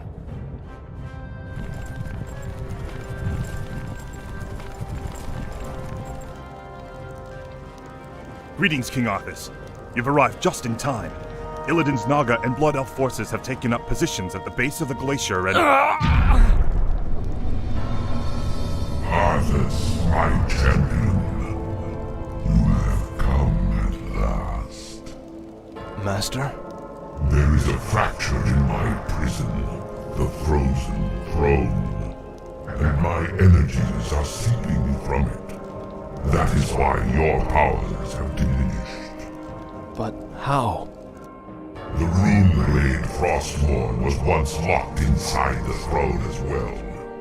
I thrust it from the ice, so that it would find its way to you, and then lead you to me. And so it has. Now, we face a grave danger. My creator, the Demon Lord Kil'jaeden, sent his agents here to destroy me. If they should reach the Frozen Throne before you, all will be lost. The Scourge will be undone. Now hurry. I will grant you all the power I can spare. I saw another vision of the Lich King. He has restored my powers. I know now what I must do. It's time to end the game. Once and for all.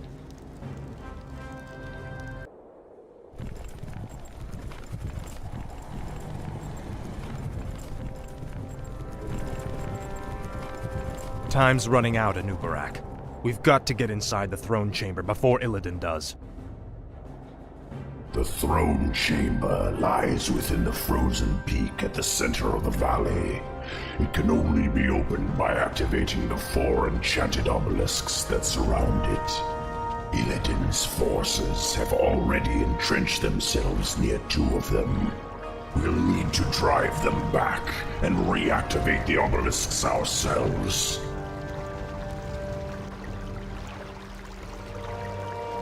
We're sorry to interrupt your meditation, Master, but all our forces are in place. Once the chamber is opened, we will destroy the Frozen Throne, as promised. Then the hour has come at last. After today, the Scourge will meet its end. Can you hear me out there, Arthas? Its end! Illidan has mocked the Scourge long enough. It's time we put the fear of death back in him. You're out of your league, old king. You should have stayed hidden underground. I have heard the I've reached the first obelisk. It will take me a few moments to activate it. I'll need protection while I work. The time is now. No one orders me around. Foolish undead. This obelisk belongs to me. At last. last. You and your Lich King duped me once, but now I have the upper hand. Are you still upset that I stole Jaina from you, Kael? You've taken everything I've ever cared for, Arthas. Vengeance is all I have left. Our forces are under attack. At last. Frostmourne hungers.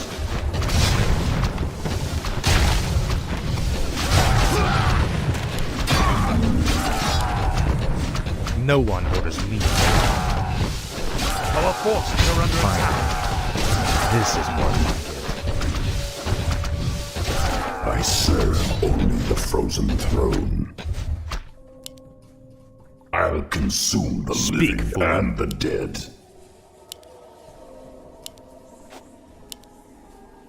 Indubitably. I'll see to it.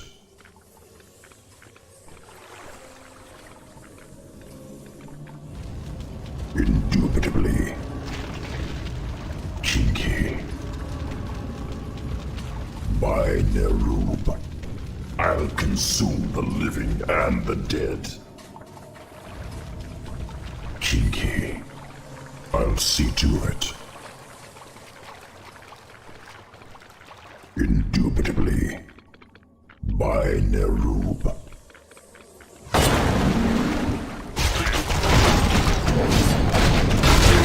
Arthas. You look different, Illidan. I guess the Skull of Gul'dan didn't agree with you. We've done it, Anubarak. The throne chamber is open. This is the hour of the Scourge. The frozen throne is mine, demon. Step aside. Leave this world and never return. If you do, I'll be waiting. I have sworn to destroy it, Arthas. It must be done. Never.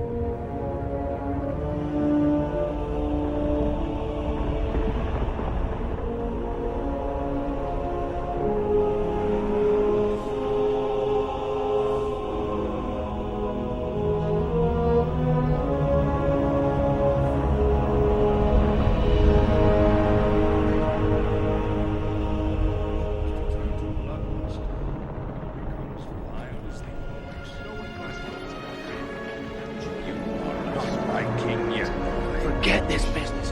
Lead your men home.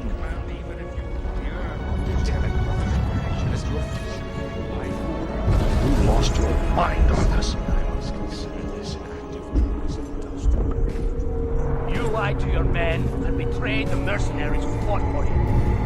What's happening to you, Arthas? Young prince, you find only death and the cold.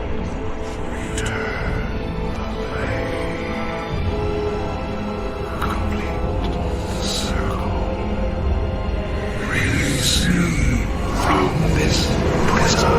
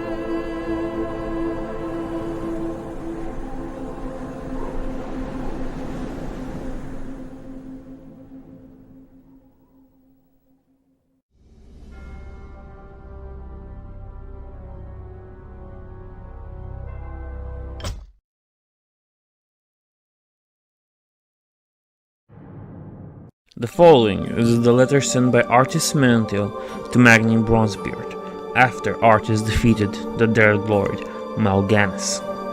It is my sad duty to bring you very grim news. I am certain you know of Muradin's mission here in Northrend to strike at the Scourge and discover useful artifacts.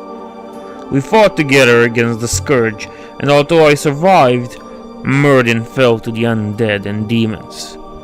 I grieve for my brave friend and your valiant brother. Yet know that this heroic death was not in vain, for his life ensured my victory against the Lich King's minions, and my recovery of the ancient sword known as Frostmourne. I shall be returning to Lordaeron soon, with Frostmourne in hand. I come to re-establish order and bring forth a shining new age. Muradin's remaining clansmen here will take his body back to Ironforge. You cannot know how deep are my sympathies. I know that this letter offers small consolation, but I feel you should learn of Muradin's death as soon as possible. You have lost a brother, and I have lost a valued friend. May the light preserve our people. Prince Arthas Menethil. The king stood upon his throne of ice, the events that led to this flashing before his very eyes.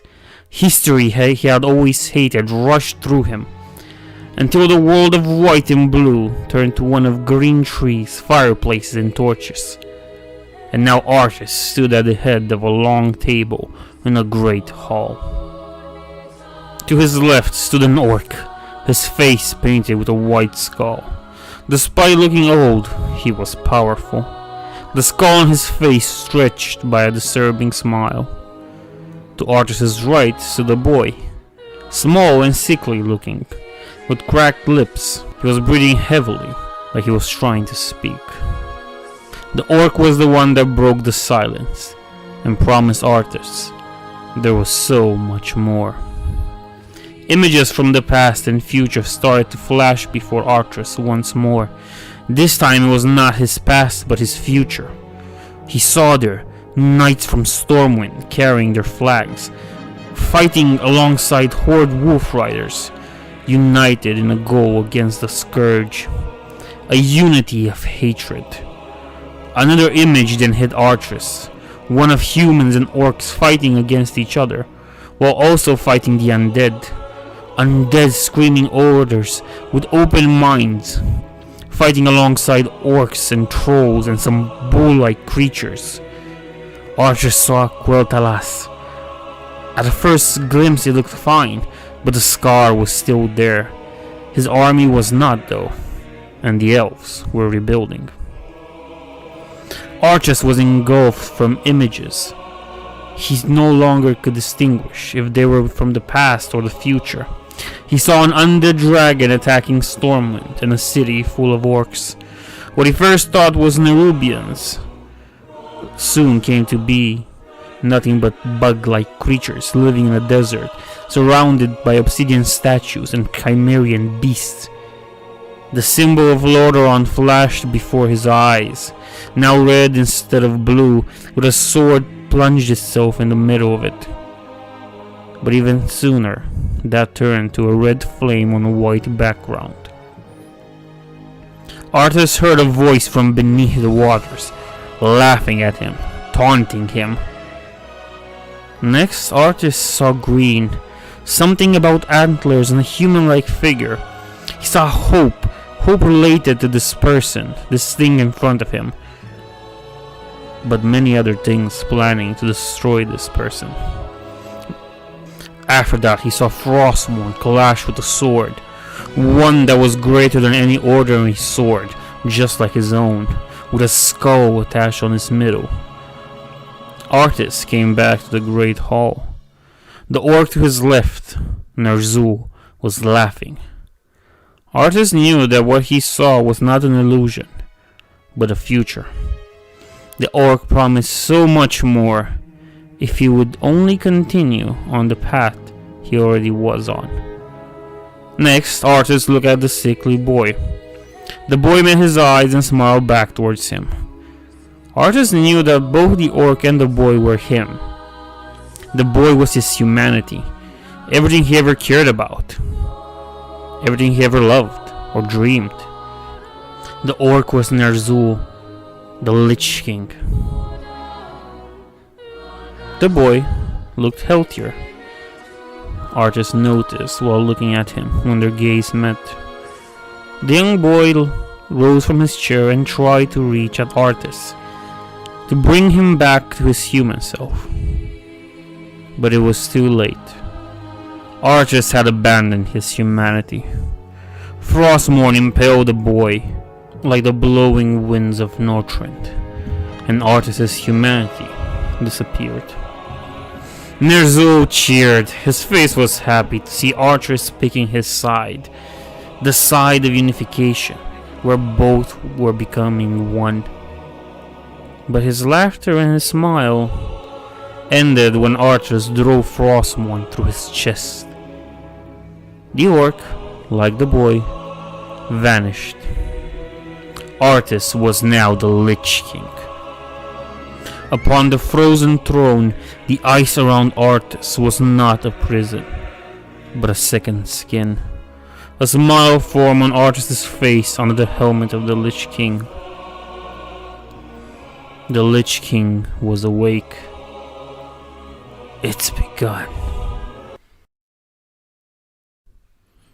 Many things fade, but memories remain, and they haunt us. Those same memories can be powerful enough that they remain fixated upon a place. So it was that after Arthas became the Lich King, one memory haunted the throne room of Lordaeron.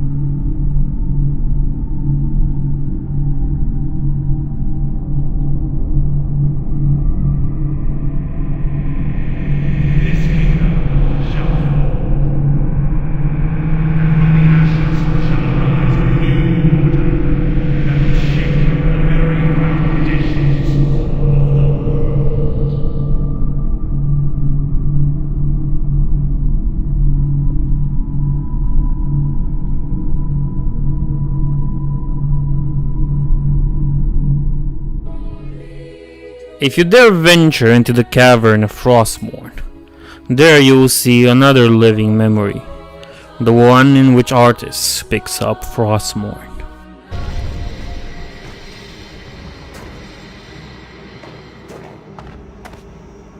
Behold, Muradin, our salvation, Frostmourne.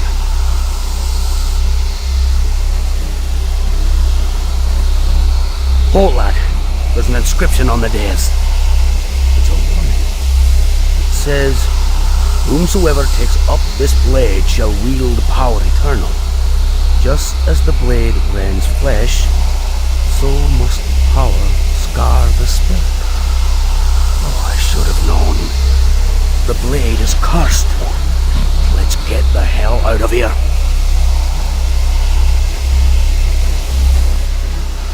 I would gladly bear any curse to save my homeland.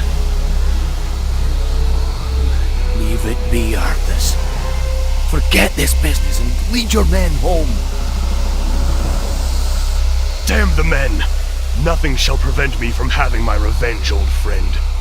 Not even you. Now, I call out to the spirits of this place. I will give anything or pay any price. Only you will help me save my people.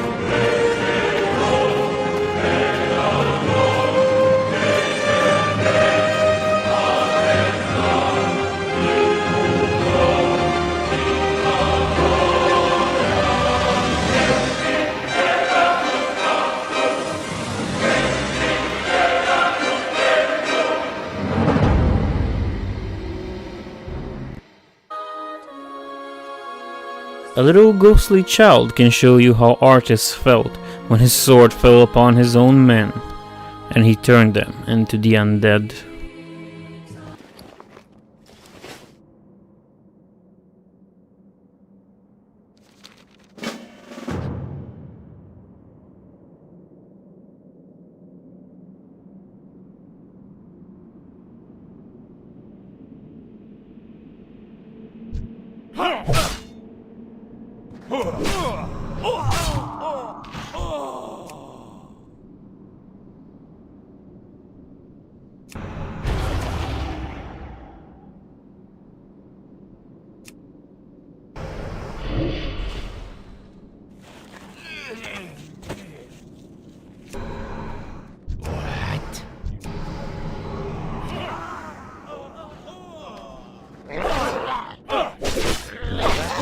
Isn't ready.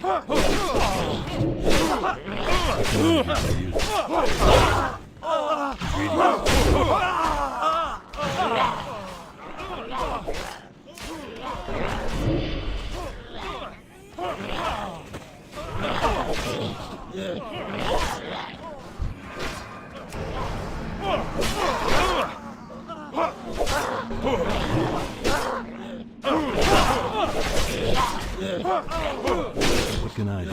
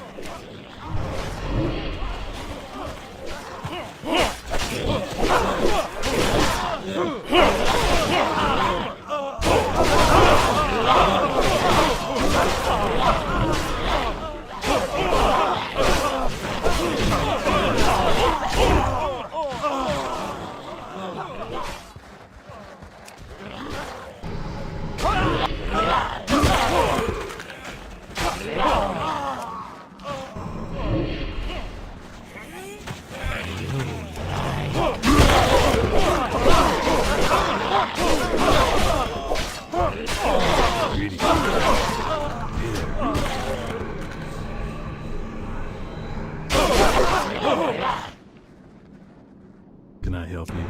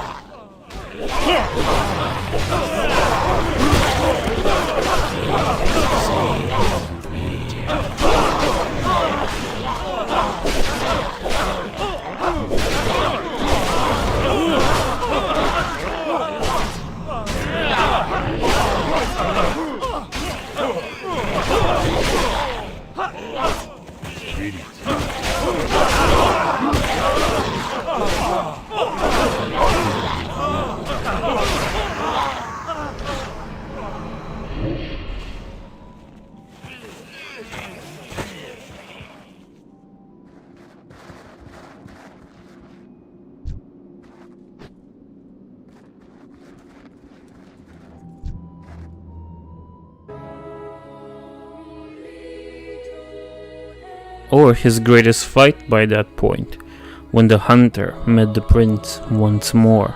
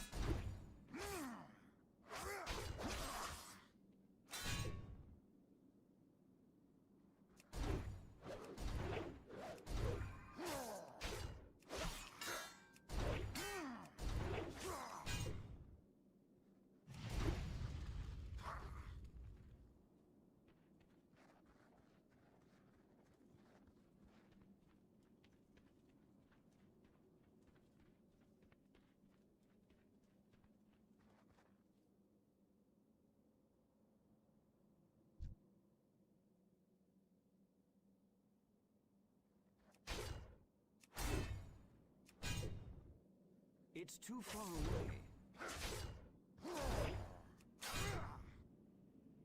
I'm out of range.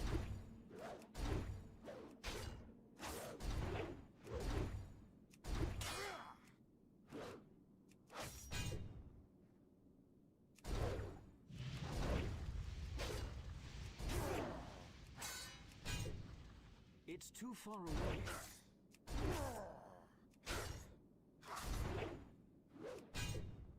I'm out of range.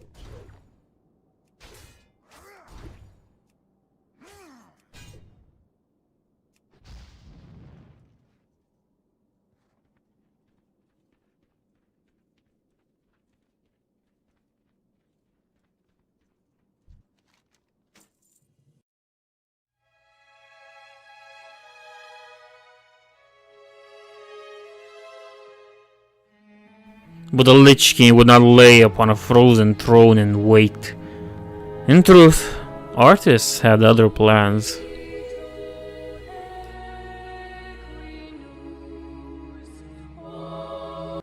A hero. That's what you once were. You stood boldly against the shadow and purchased another dawn for the world with your life. But the evil you fought is not so easily banished. The victory you claimed, not so easily held. For now, the specter of death looms above the world yet again, and it has found new champions to bring about its final reign. Knights of darkness, wielding runes of death and destruction, bound by the will of the Lich King. This is the hour of their ascension. This is the hour of your dark rebirth.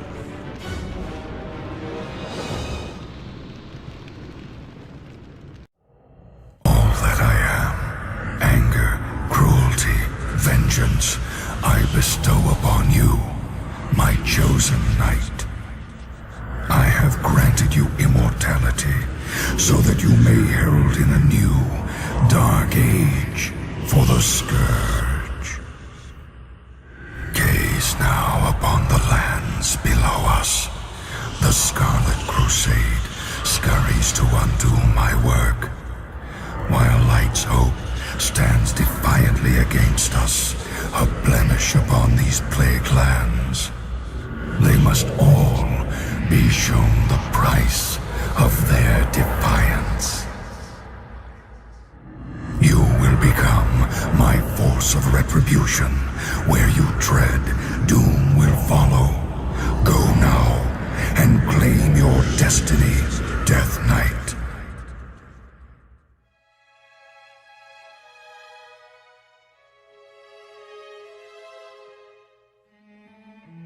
Arthas would destroy the last remnants of Lordaeron by defeating the one organization that would stand against him, the Scarlet Crusade. And there was no better way to do this than by using his newly created Death Knights. Turned from the Paladins of the Argent Dawn into his very own Death Knights, they would ravage the home of the Scarlet Crusade and reduce it to nothingness.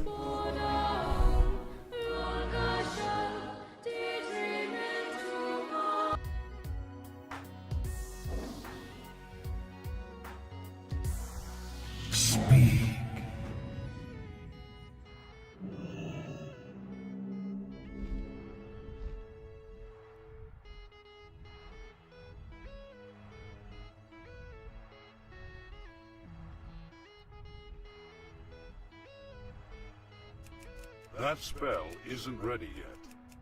I can't cast that yet. That's still recharging. That spell isn't ready yet.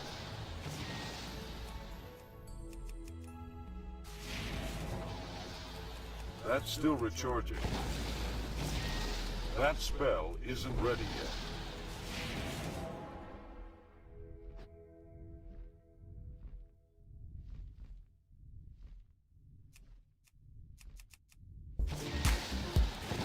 I can't cast that yet. That's still recharging. I can't cast that yet.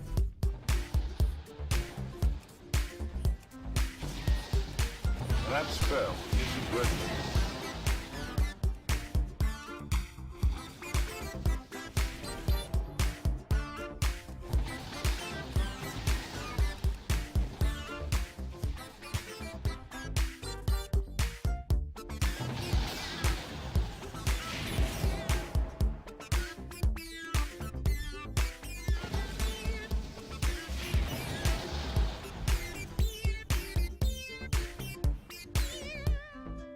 Not enough mana.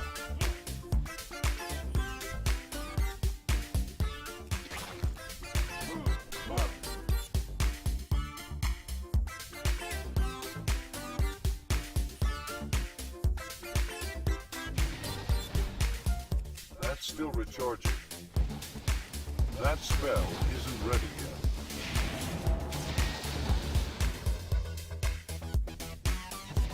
I can't cast that yet.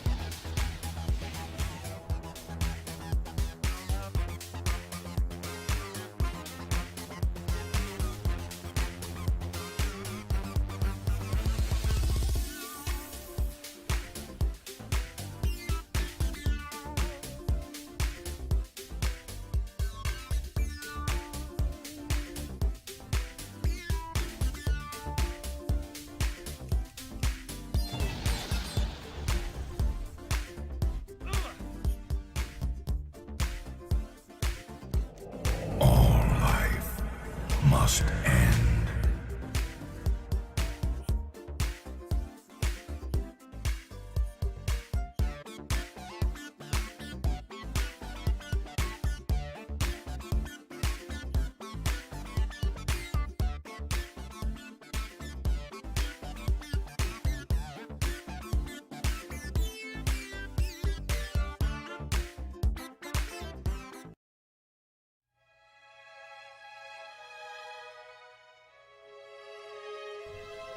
With the destruction of the Scarlet Crusade, now only the Argent Dawn at Light Hope's Chapel remained. There, the Lich King would use his Death Knights to destroy the last remains of the Argent Dawn, and to defile the final bastion of the light, until the Tyrian Fordring would come. Soldiers of the Scourge! Death Knights of Arthas! Minions of the Darkness! Hear the call of the High Lord! Rise!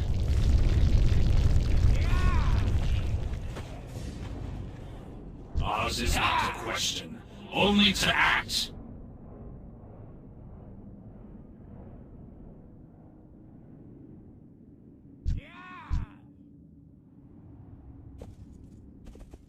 His eyes are upon you at all times.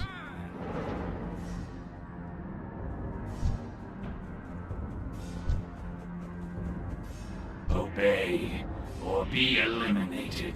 The skies turn red with the blood of the fallen!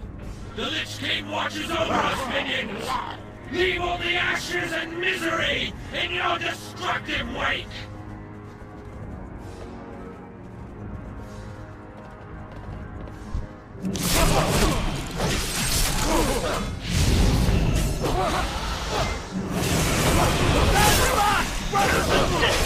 The light will prevail! I need to get closer. I'm out of range.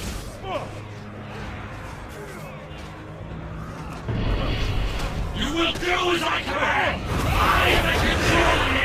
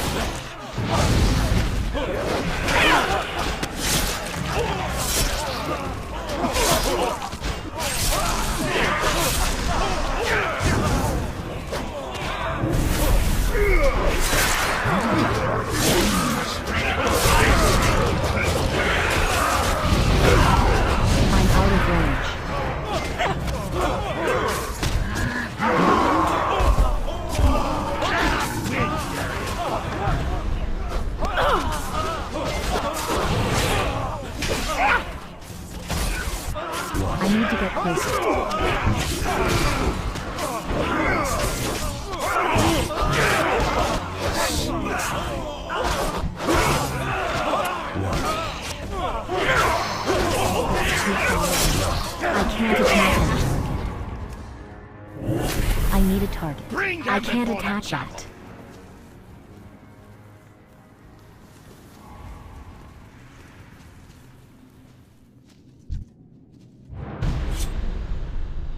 Stand down, Death Knights. We have lost. The light. This place. No hope.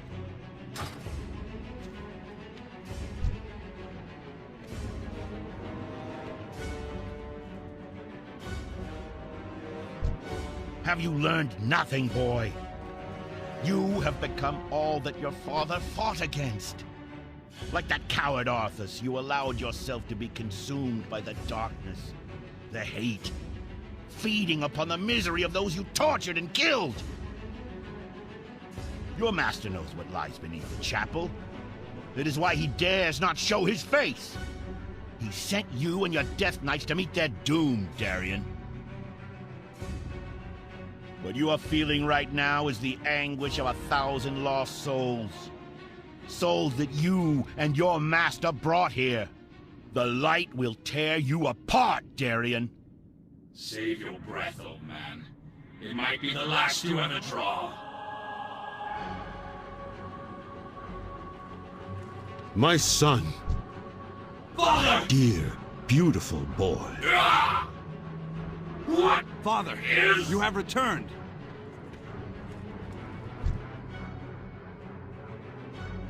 You've been gone a long time, Father. I thought... Nothing could have kept me away from here, Darien. Not from my home and family. Father, I wish to join you in the war against the undead. I want to fight. I can sit idle no longer. Darien Mograine, you are barely of age to hold a sword, let alone battle the undead hordes of Lordaeron. I could not bear losing you. Even the thought... If I die, Father, I would rather it be on my feet, standing in defiance against the undead legions. If I die, let me die with you! My son, there will come a day when you will command the Ashbringer, and with it, mete out justice across this land. I have no doubt that when that day finally comes, you will bring pride to our people, and that Lordaeron will be a better place because of you. But, my son, that day is not today. Do not forget. Touching. He's mine now. You betrayed me. You betrayed us all, monster! Face the might of Mograine! Pathetic. You're a damned monster, Arthas.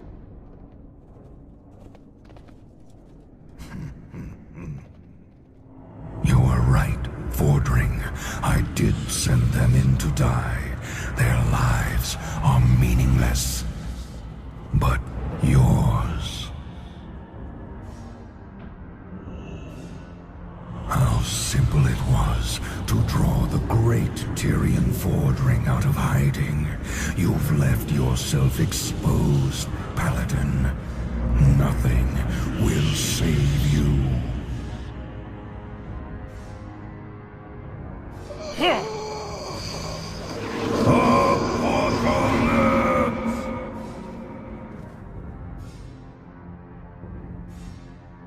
That day is not today. Tyrion!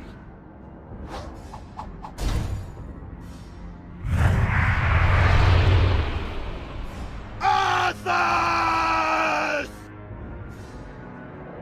What is this? Your end. Impossible.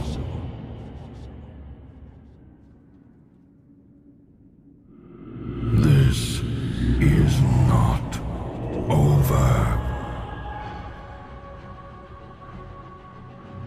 When next we meet, it won't be on holy ground, Paladin.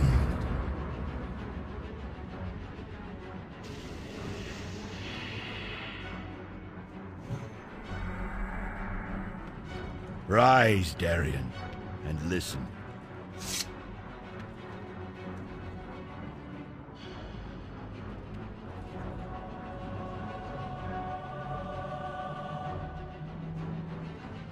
We have all been witness to a terrible tragedy. The blood of good men has been shed upon this soil. Honorable knights, slain defending their lives, our lives. And while such things can never be forgotten, we must remain vigilant in our cause. The Lich King must answer for what he has done, and must not be allowed to cause further destruction in our world. I make a promise to you now, brothers and sisters. The Lich King will be defeated. On this day, I call for a union. The Argent Dawn and the Order of the Silver Hand will come together as one. We will succeed where so many before us have failed. We will take the fight to Arthas, and we will tear down the walls of Icecrown. The Argent Crusade comes for you, Arthas! So too do the Knights of the Everglade. Although our kind has no place in your world, we will fight to bring an end to the Lich King. This I vow. Arthas retreated to Icecrown Citadel, and after some time the Alliance, the Horde, and the Argent Crusade will come upon his home of Northrend. The Alliance and the Horde would in fact come close to slay the King of the Damned at Wrathgate. But life isn't fair.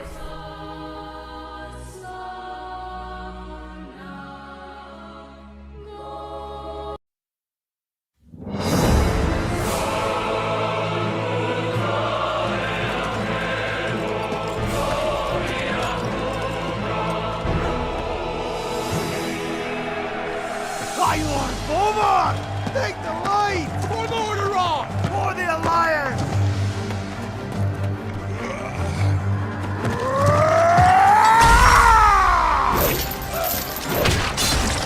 Back, you mindless wretches!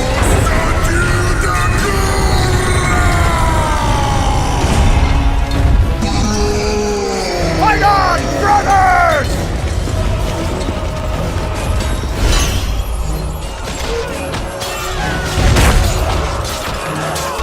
Rise up, sons of the Horde! Blood and glory await us!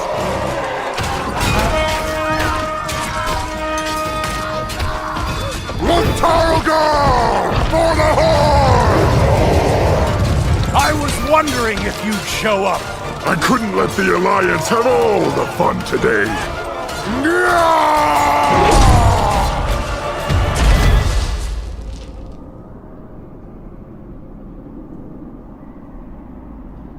Arthas! The blood of your father, of your people, demands justice! Come forth, coward, and answer for your crimes!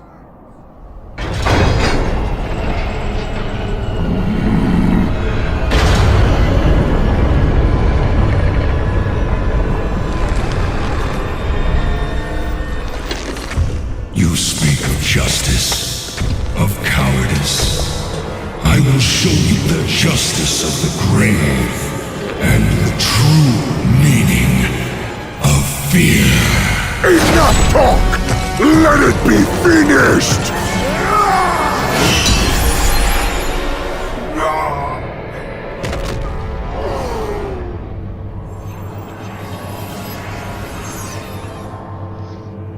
You will pay for all the lives you've stolen, traitor!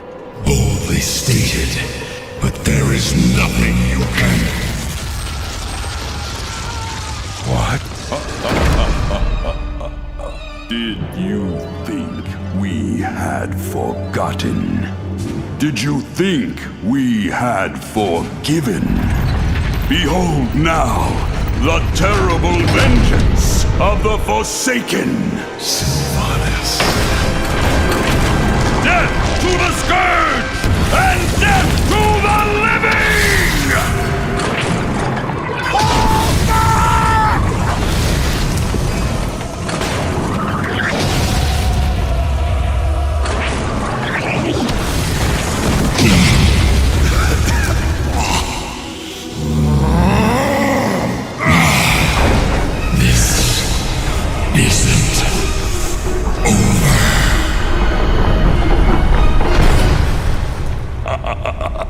Now, all can see.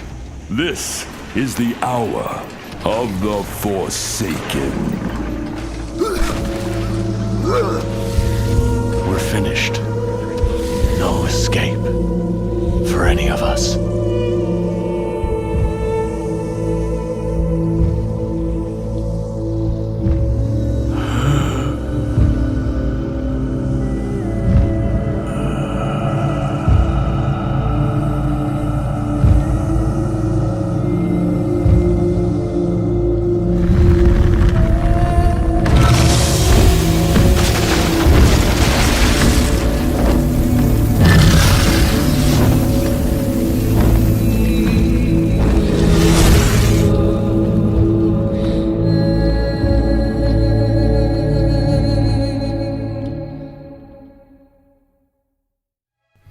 Arthas waited for his enemies to come to him.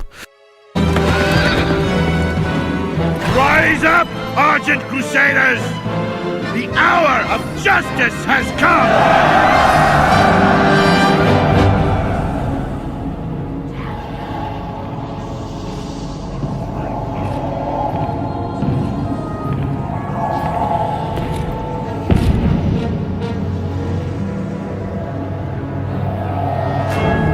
Can you feel it, my son? Closing in all around you. The light's justice has been awakened. The sins of the past have finally caught up to you. You will be called to account for all the atrocities you've committed.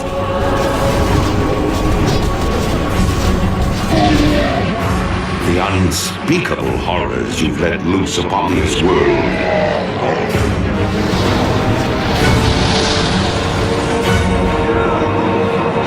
And the dark, ancient powers you've enslaved.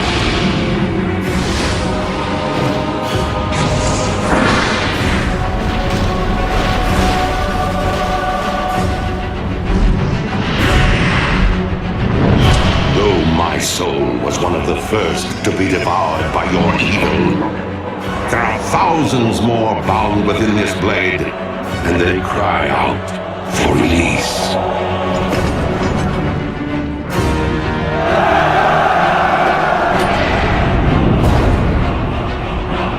Look now to your defenses, my son, for the champions of justice gather at your gates.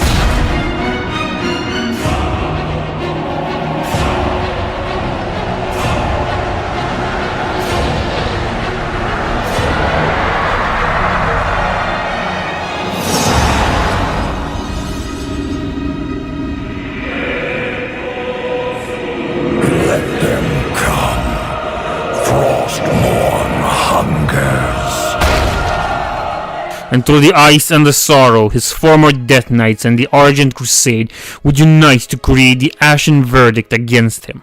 With all the might of the Ashen Verdict, the Alliance, and the Horde, they would finally enter Icecrown Citadel. This is our final stand. What happens here will echo through the ages. Regardless of outcome, they will know that we fought with honor, that we fought for the freedom and safety of our people. Remember, heroes, fear is your greatest enemy in these befouled halls. Steel your heart, and your soul will shine brighter than 1,000 suns. The enemy will falter at the sight of you. They will fall as the light of righteousness upon Icecrown Citadel begins now. You will now stand upon the hallowed ground of the Scourge. The light won't protect you here, Paladin. Nothing will protect you. Arthas! I swore that I would see you dead and the Scourge dismantled.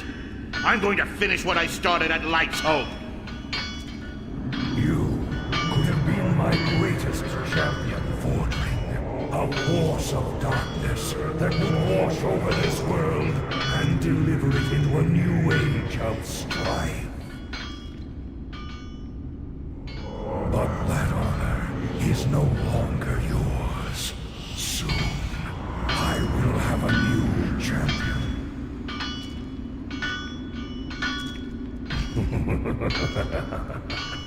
The breaking of this one has been taxing. The atrocities I have committed upon his soul. He has resisted for so long, but he will bow down before his king soon.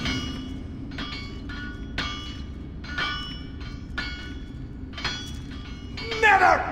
I will never serve you! You will all serve me.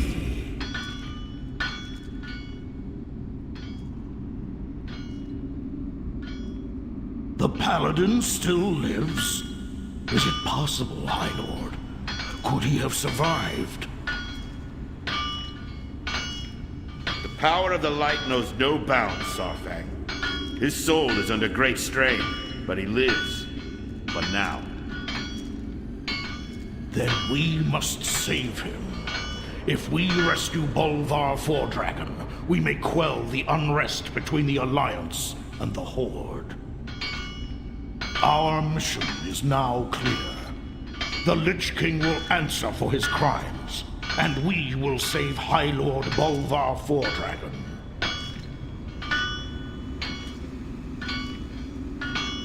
Korkron, prepare Orgrin's hammer for its final voyage. Champions, our gunship will find a point to dock on the upper reaches of the Citadel. Meet us there.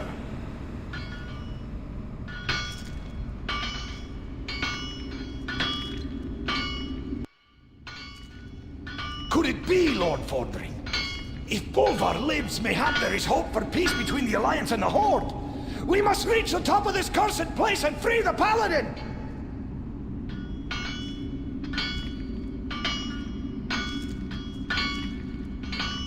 By the light, it must be so. Prepare the Skybreaker for an aerial assault on the Citadel! Heroes, you must fight your way to a clear extraction point within Icecrown. We'll try and rendezvous on the ramparts.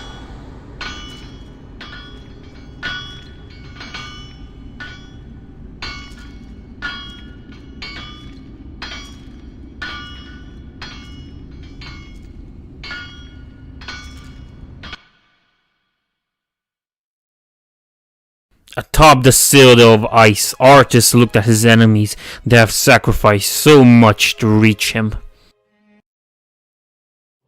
So, the light's vaunted justice has finally arrived. Shall I lay down Frostborn and throw myself at your mercy, Fordring? We'll grant you a swift death, Arthas. More than can be said for the thousands you've tortured and slain. You'll learn of that firsthand.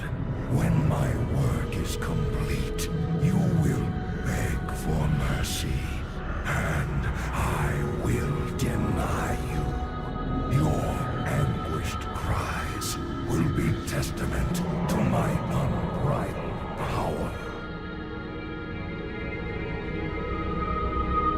So be it. Champions, attack! I'll keep you alive to witness the end, Fordring. I would not want the Light's greatest champion to miss seeing this wretched world remade in my image.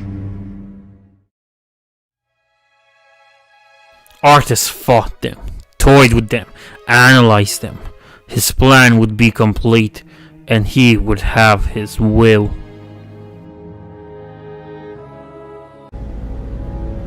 No questions remain unanswered.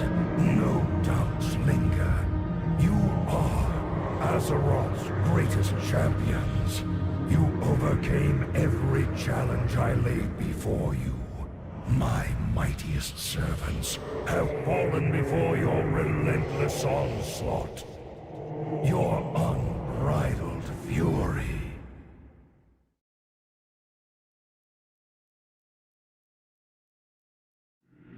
Is it truly righteousness that drives you?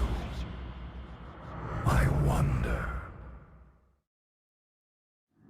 You trained them well, Fordring.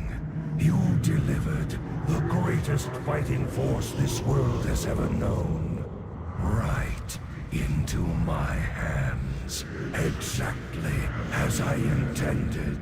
You shall be rewarded for your unwitting sacrifice. Watch now, as I raise them from the dead to become masters of the Scourge. They will shroud this world in chaos and destruction. Azeroth's fall will come at their hands, and you will be the first to die.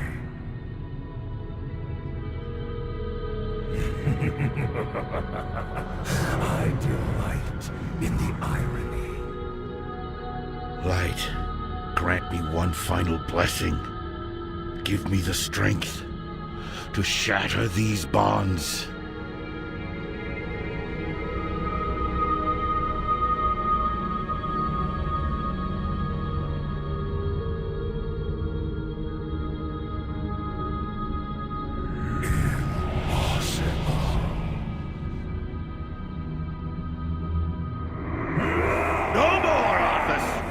No more lives will be consumed by your hatred!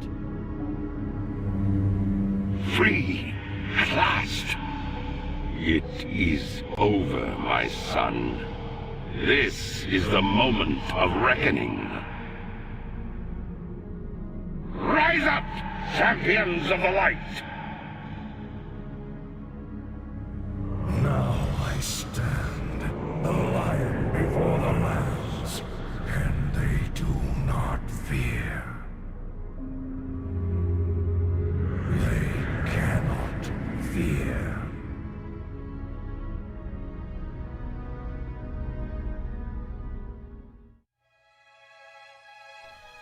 And so the prince fell, his sword shattered, his enemies brought back to life by the light's grace, and his defeat ever near. Now the Lich King awaited the final blow and the end of it all.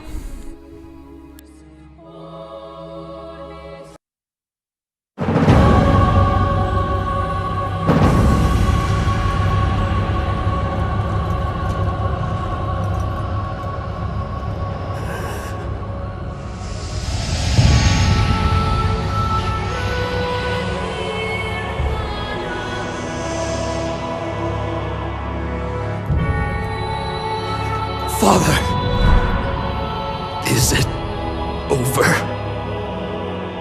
At long last. No king rules forever, my son. I see only darkness before me.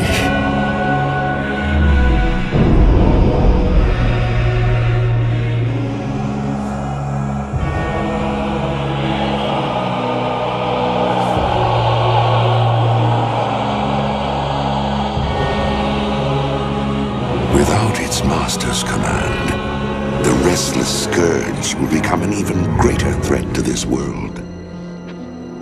Control must be maintained.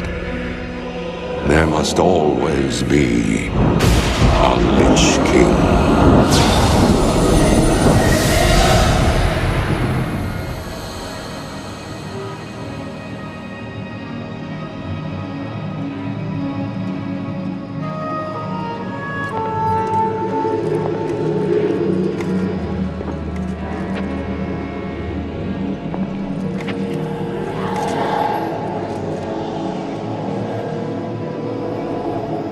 The weight of such a burden. It must be mine, for there is no other. Tyrion! You hold a grim destiny in your hands, brother. But it is not your own. Bolvar! By all that is holy. The dragon's flame sealed my fate. The world of the living can no longer comfort me.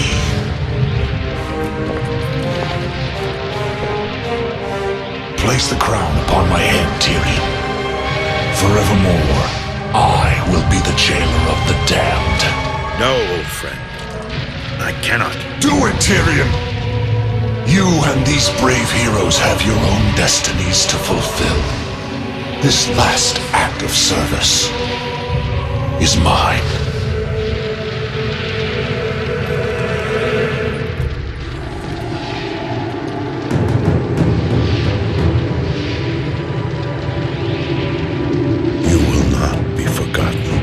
I must be forgotten, Tyrion.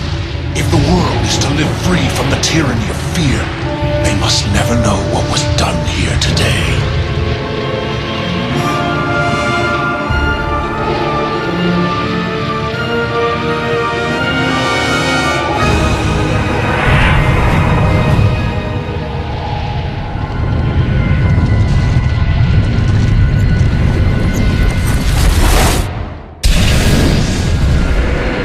Tell them only that the Lich King is dead, and that Bolvar Dragon died with him.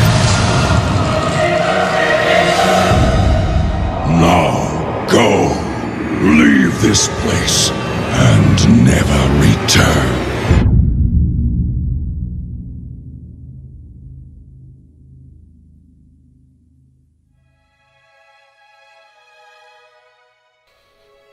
A man's death can reveal many secrets, and Arthas has revealed many such things. And more than secrets, it also brought back memories, and maybe even hope. Harness your hate, make it useful.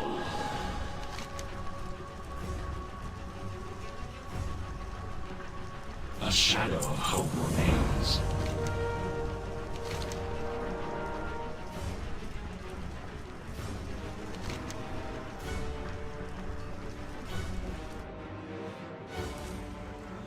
It is complete.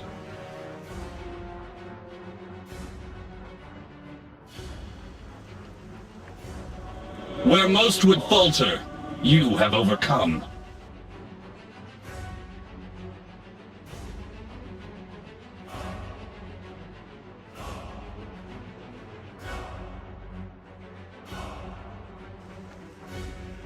You have withstood the torment of the Lich King himself. And now Shadowmourne is yours. Go now. Wield this mighty weapon, and direct the countless living souls that empower it. Go now, and defeat the Prince of Darkness. We will see it through to the bitter end.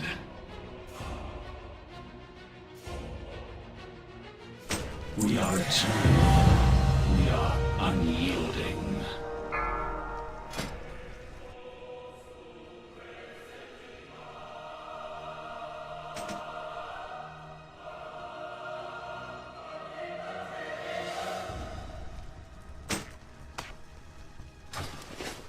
We are driven by a single purpose: retribution.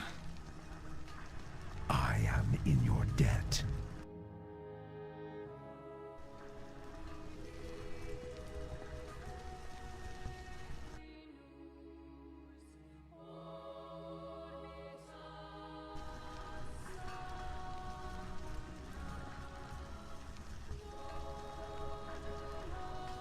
The Knights of the Elven Blade will not falter.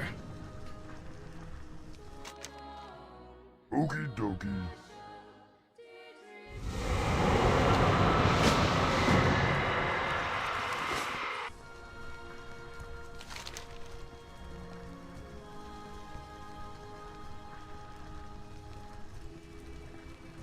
We must forge our own destiny. For us, there is no peace, no rest.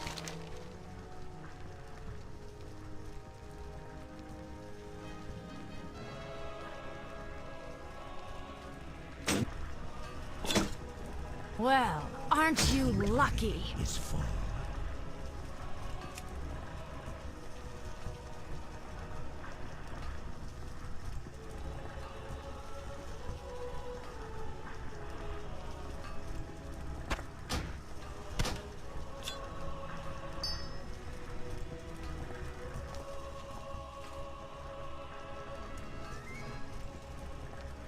All is not lost. Not yet.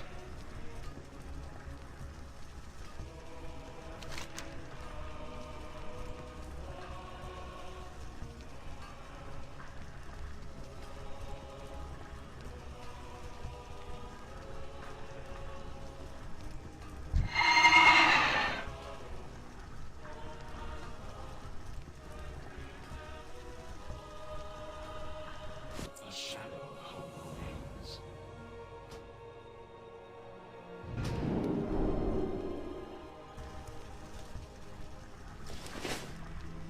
Father.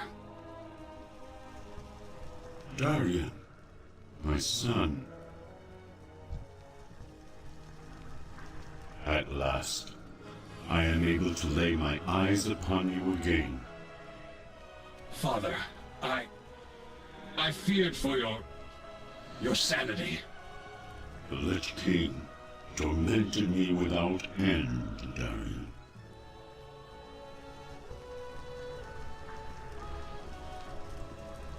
Endlessly, he sought to break my will, to force me to serve him, to bind me to his blade. Finally, when events demanded his full attention, he left me.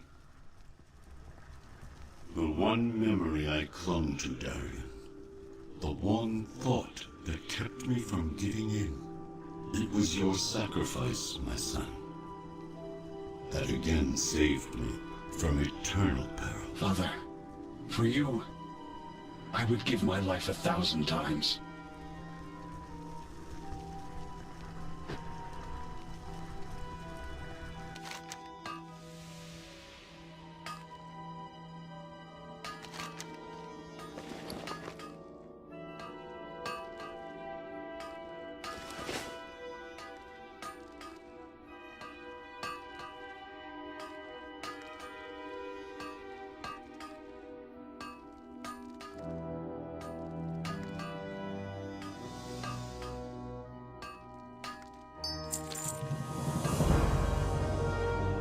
Lad. How I miss those endless days in Lordaeron. Sharpening your skill with this dull blade. Forging you into a weapon meant to withstand the demands of a great destiny. Heh. You sure put them skills to use, didn't you, lad? If only I'd been able to stop you that day. How different things might have been. If only I'd have never discovered that accursed blade. Farewell, Arthas. my brother.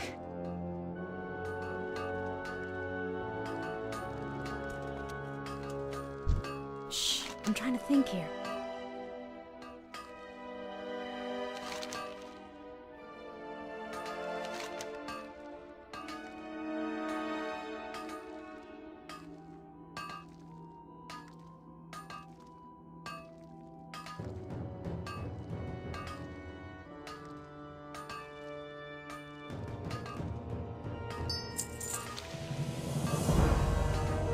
What's this? He kept it. All this time, he kept it. I knew. I sensed a part of him still alive, trapped, struggling. Oh, Arthas. Perhaps he might someday remember what he once was. By the light, may he at last find rest, free from the icy grip of that terrible blade. What joy is there in this curse?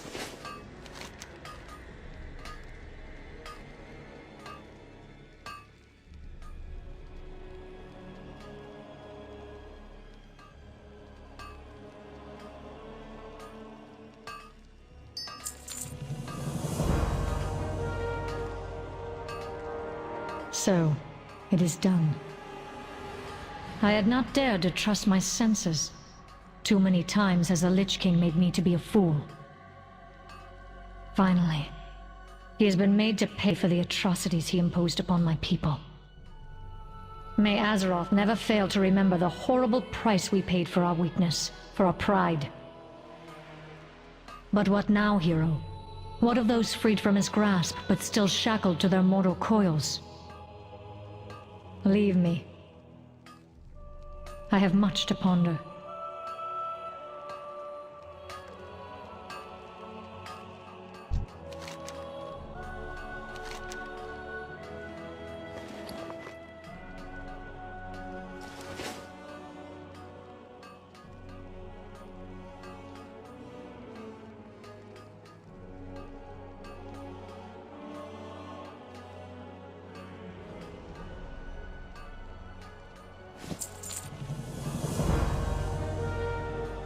Arthas.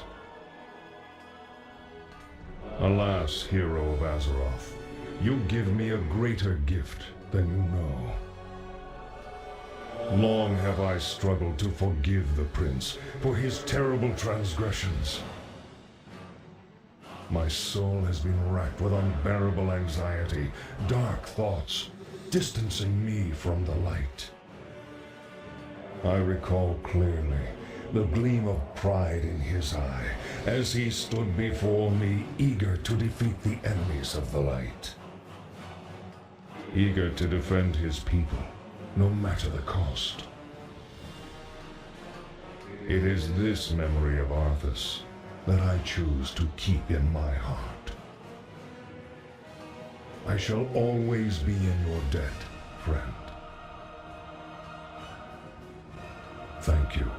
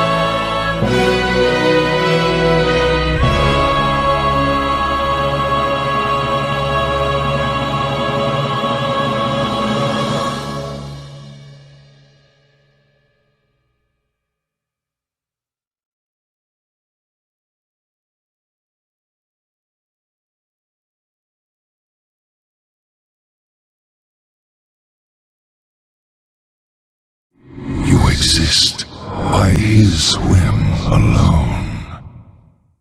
You imagine yourself to be free, but you will always be his instrument.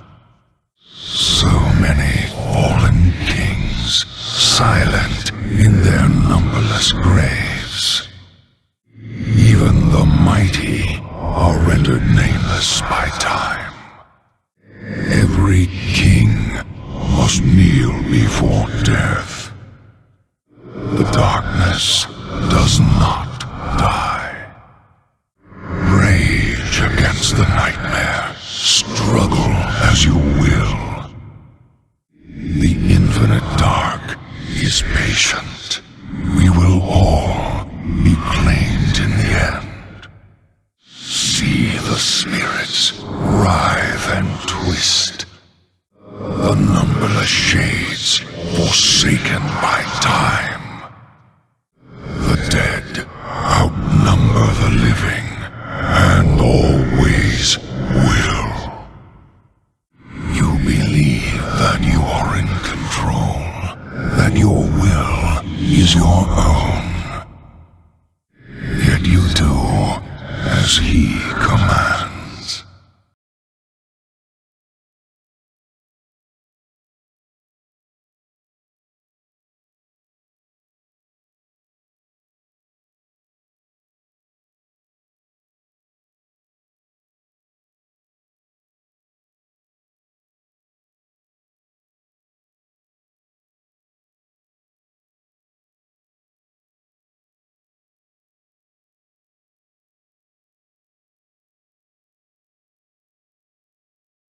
In an alternate universe where Thrall dies as an infant, Adela's Blackmoor gets to make his army of orcs and invade Lordaeron. Blackmoor proclaims himself king after he kills King Tyranus. Arthas escapes to Stormwind, along with his wife, Jaina Proudmoore, now presumably Jaina Menethil, and their son, Uther Menethil, named after Uther Lightbringer. King Varian would welcome them as guests the same way they have welcomed him when Stormwind fell. With all that, Varian and Arthas were planning to take back Lordaeron. We do not know how this timeline continues, but in it Arthas seems to have overcome his fear of commitment and has even sired a son. In this timeline he does not become a Death Knight. Dalaran always had good diplomatic relations with Lordaeron, but with the ascension of Blackmoor it moves its friendship south to Stormwind. In this time, Quel'Thalas and Dalaran are not destroyed and their people are saved.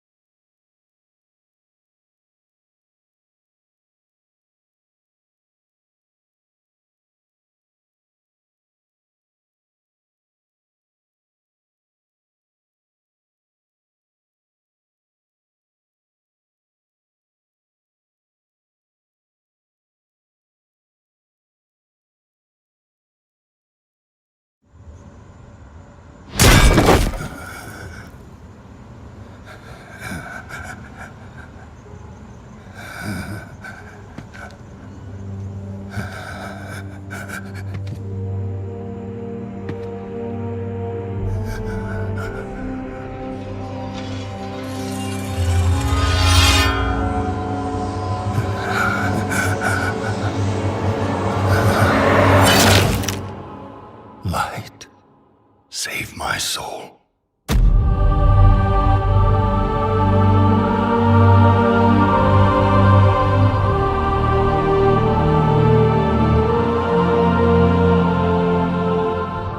Uther. Where am I? Welcome to Bastion. You led a truly selfless life, and for that, you have been chosen. Chosen? To shed your mortal burdens and join the ranks of the Ascended, serving to ferry the souls of the dead unto the Shadowlands. I serve the light, and my work is not done. There is an evil that must be... There is no evil here. The darkness was sealed within the maw long ago. You're wrong. He destroyed my home, murdered my people and my king. He must be punished. You are an aspirant now. You must accept your new purpose and purge yourself of this desire for vengeance. What I desire is justice.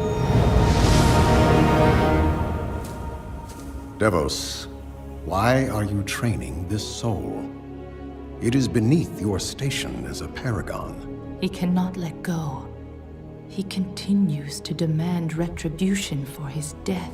And this concerns you? Many souls take eons to ascend. Yes, but this one seems broken, Thenios. Unlike any soul I have seen. I have begun to wonder whether he was deemed worthy of Bastion. By mistake. Be careful, Devos. I would not let the Archon hear such a thought. In time, he will forget. Trust our ways. Trust the path.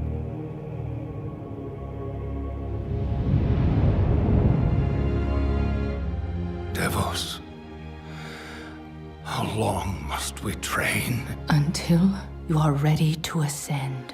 And what is keeping me from ascension? Nothing but the memory of your mortal life. How can I forget when I can still feel his blade? Your soul is wounded? Who did this to you? He was my student. He betrayed us all. Show me.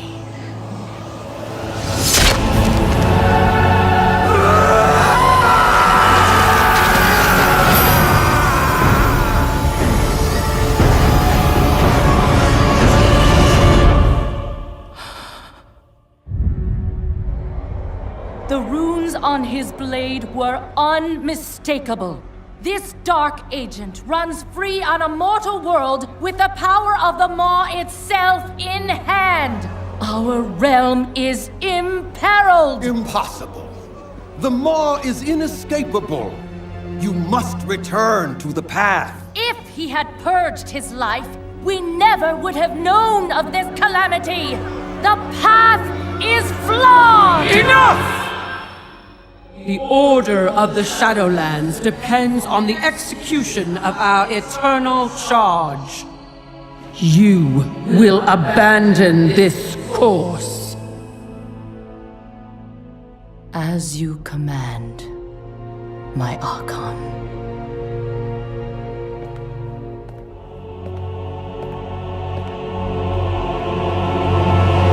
Uther! The time of your ascension has come. I thought I was not ready. Do you wish to see him punished? I do. Then prepare yourself.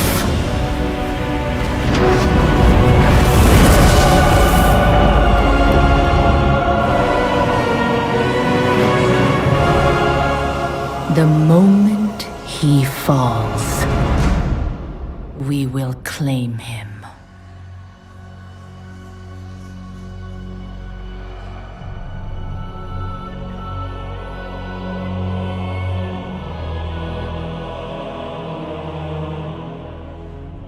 I see only darkness before me.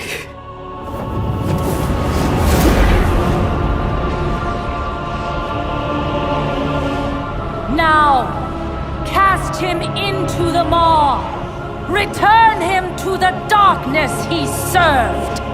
His eternal suffering awaits. He was my student. Remember what he did, and take your vengeance. Not vengeance. Justice.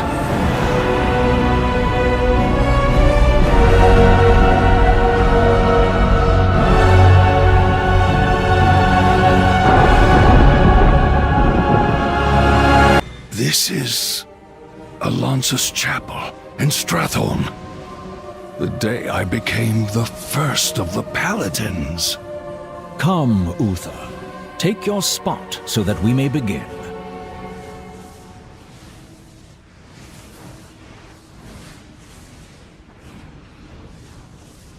In the light we gather. In its grace, our brother will be born anew. Uther, do you vow to uphold the tenets of the Holy Light? I do.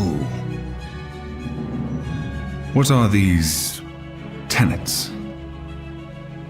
The three virtues. Respect, tenacity, and then... compassion. Seeing beyond our differences. Understanding our similarities. Feeling for those who suffer. Even if... Oh, Arthas.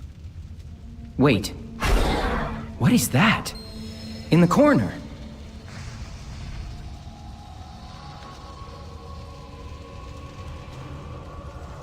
This is an auspicious day. Put your faith in the light, and all is possible. What can I do for you?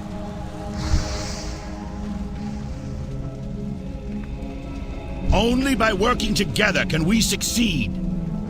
We shall triumph. The time of the Argent Crusade is now. We shall triumph. Greetings. May the light bless you. This is an auspicious day. May the light bless you. This entire city must be purged. How can you even consider that? His memories are twisting together. We must help him.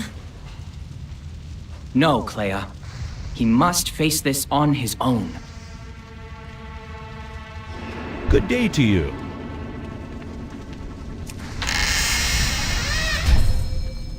Damn it, Uther. As your future king, I order you to purge this city. You are not my king yet, boy. Nor would I obey that command even if you were. Then I must consider this an act of treason. Treason? Have you lost your mind, Arthas?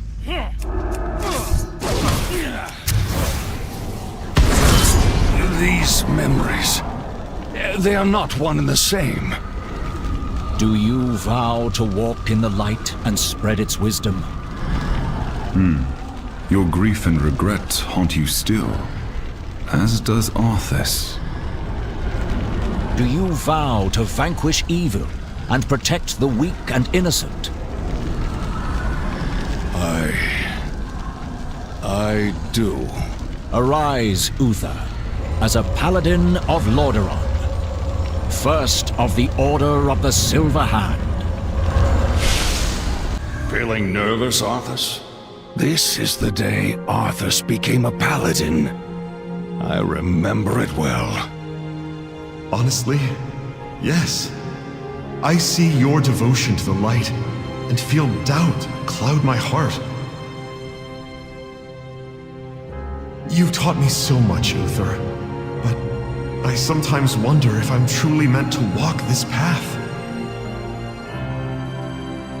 Great expectations await you, lad.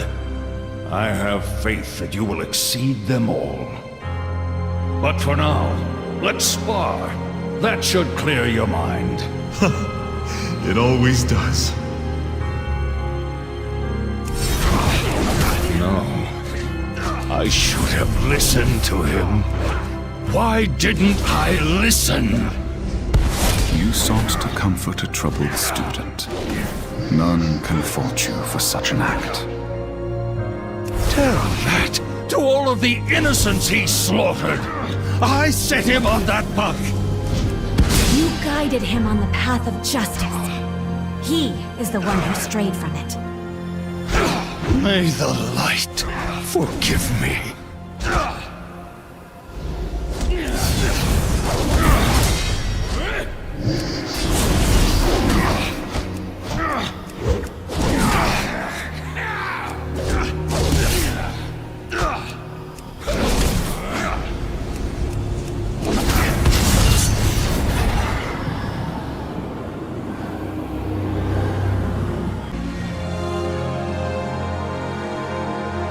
What is this place?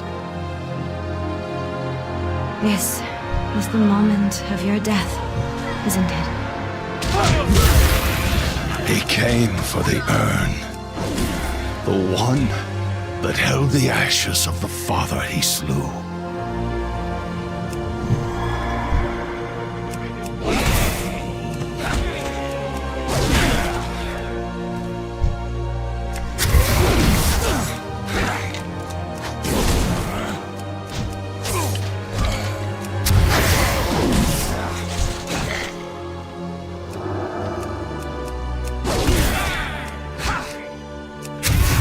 Why this memory, Uther?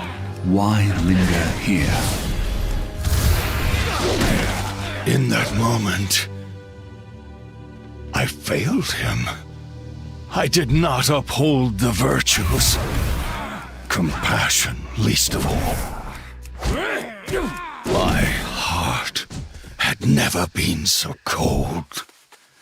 I faced him, not as a mentor, or even a friend, but as a bitter foe. Perhaps. But confronting this memory has taught you the value of compassion more than any scripture ever could. Take that lesson to heart, Uther. The past may be immutable, but the future has yet to be written. I will. Arthas, if only I had tried to save you.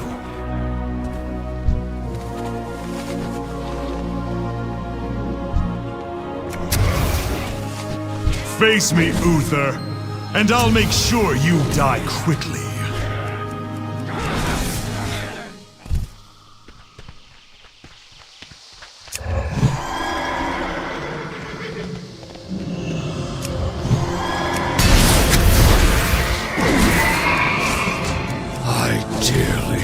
There's a special place in hell waiting for you, Arthas. No! I spoke in anger. We may never know, Uther. I intend to live forever.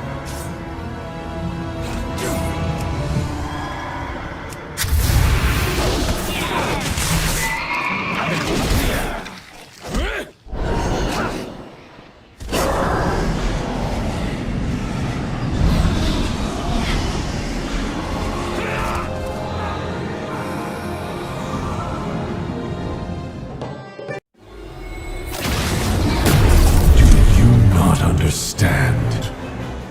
This one is bound to me. Time to win! Fulfill your final purpose. Annihilation.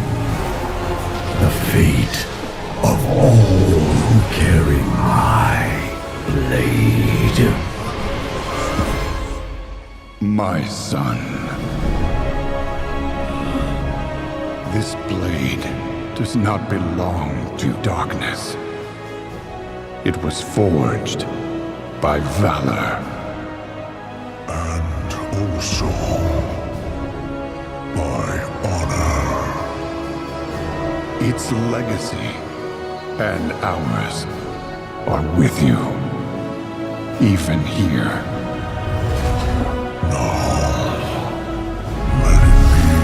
Finished.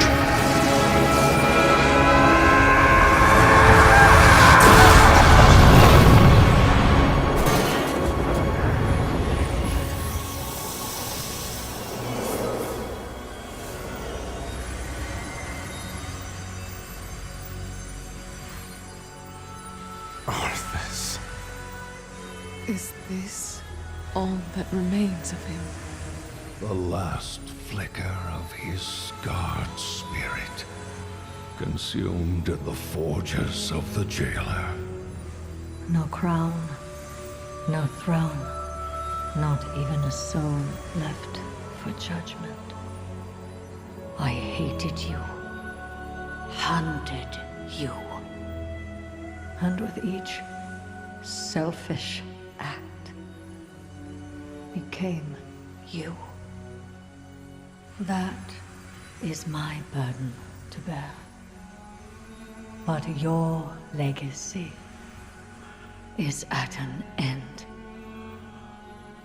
Be gone then, Arthas Menethil. May the last whisper of your name fade and be forgotten.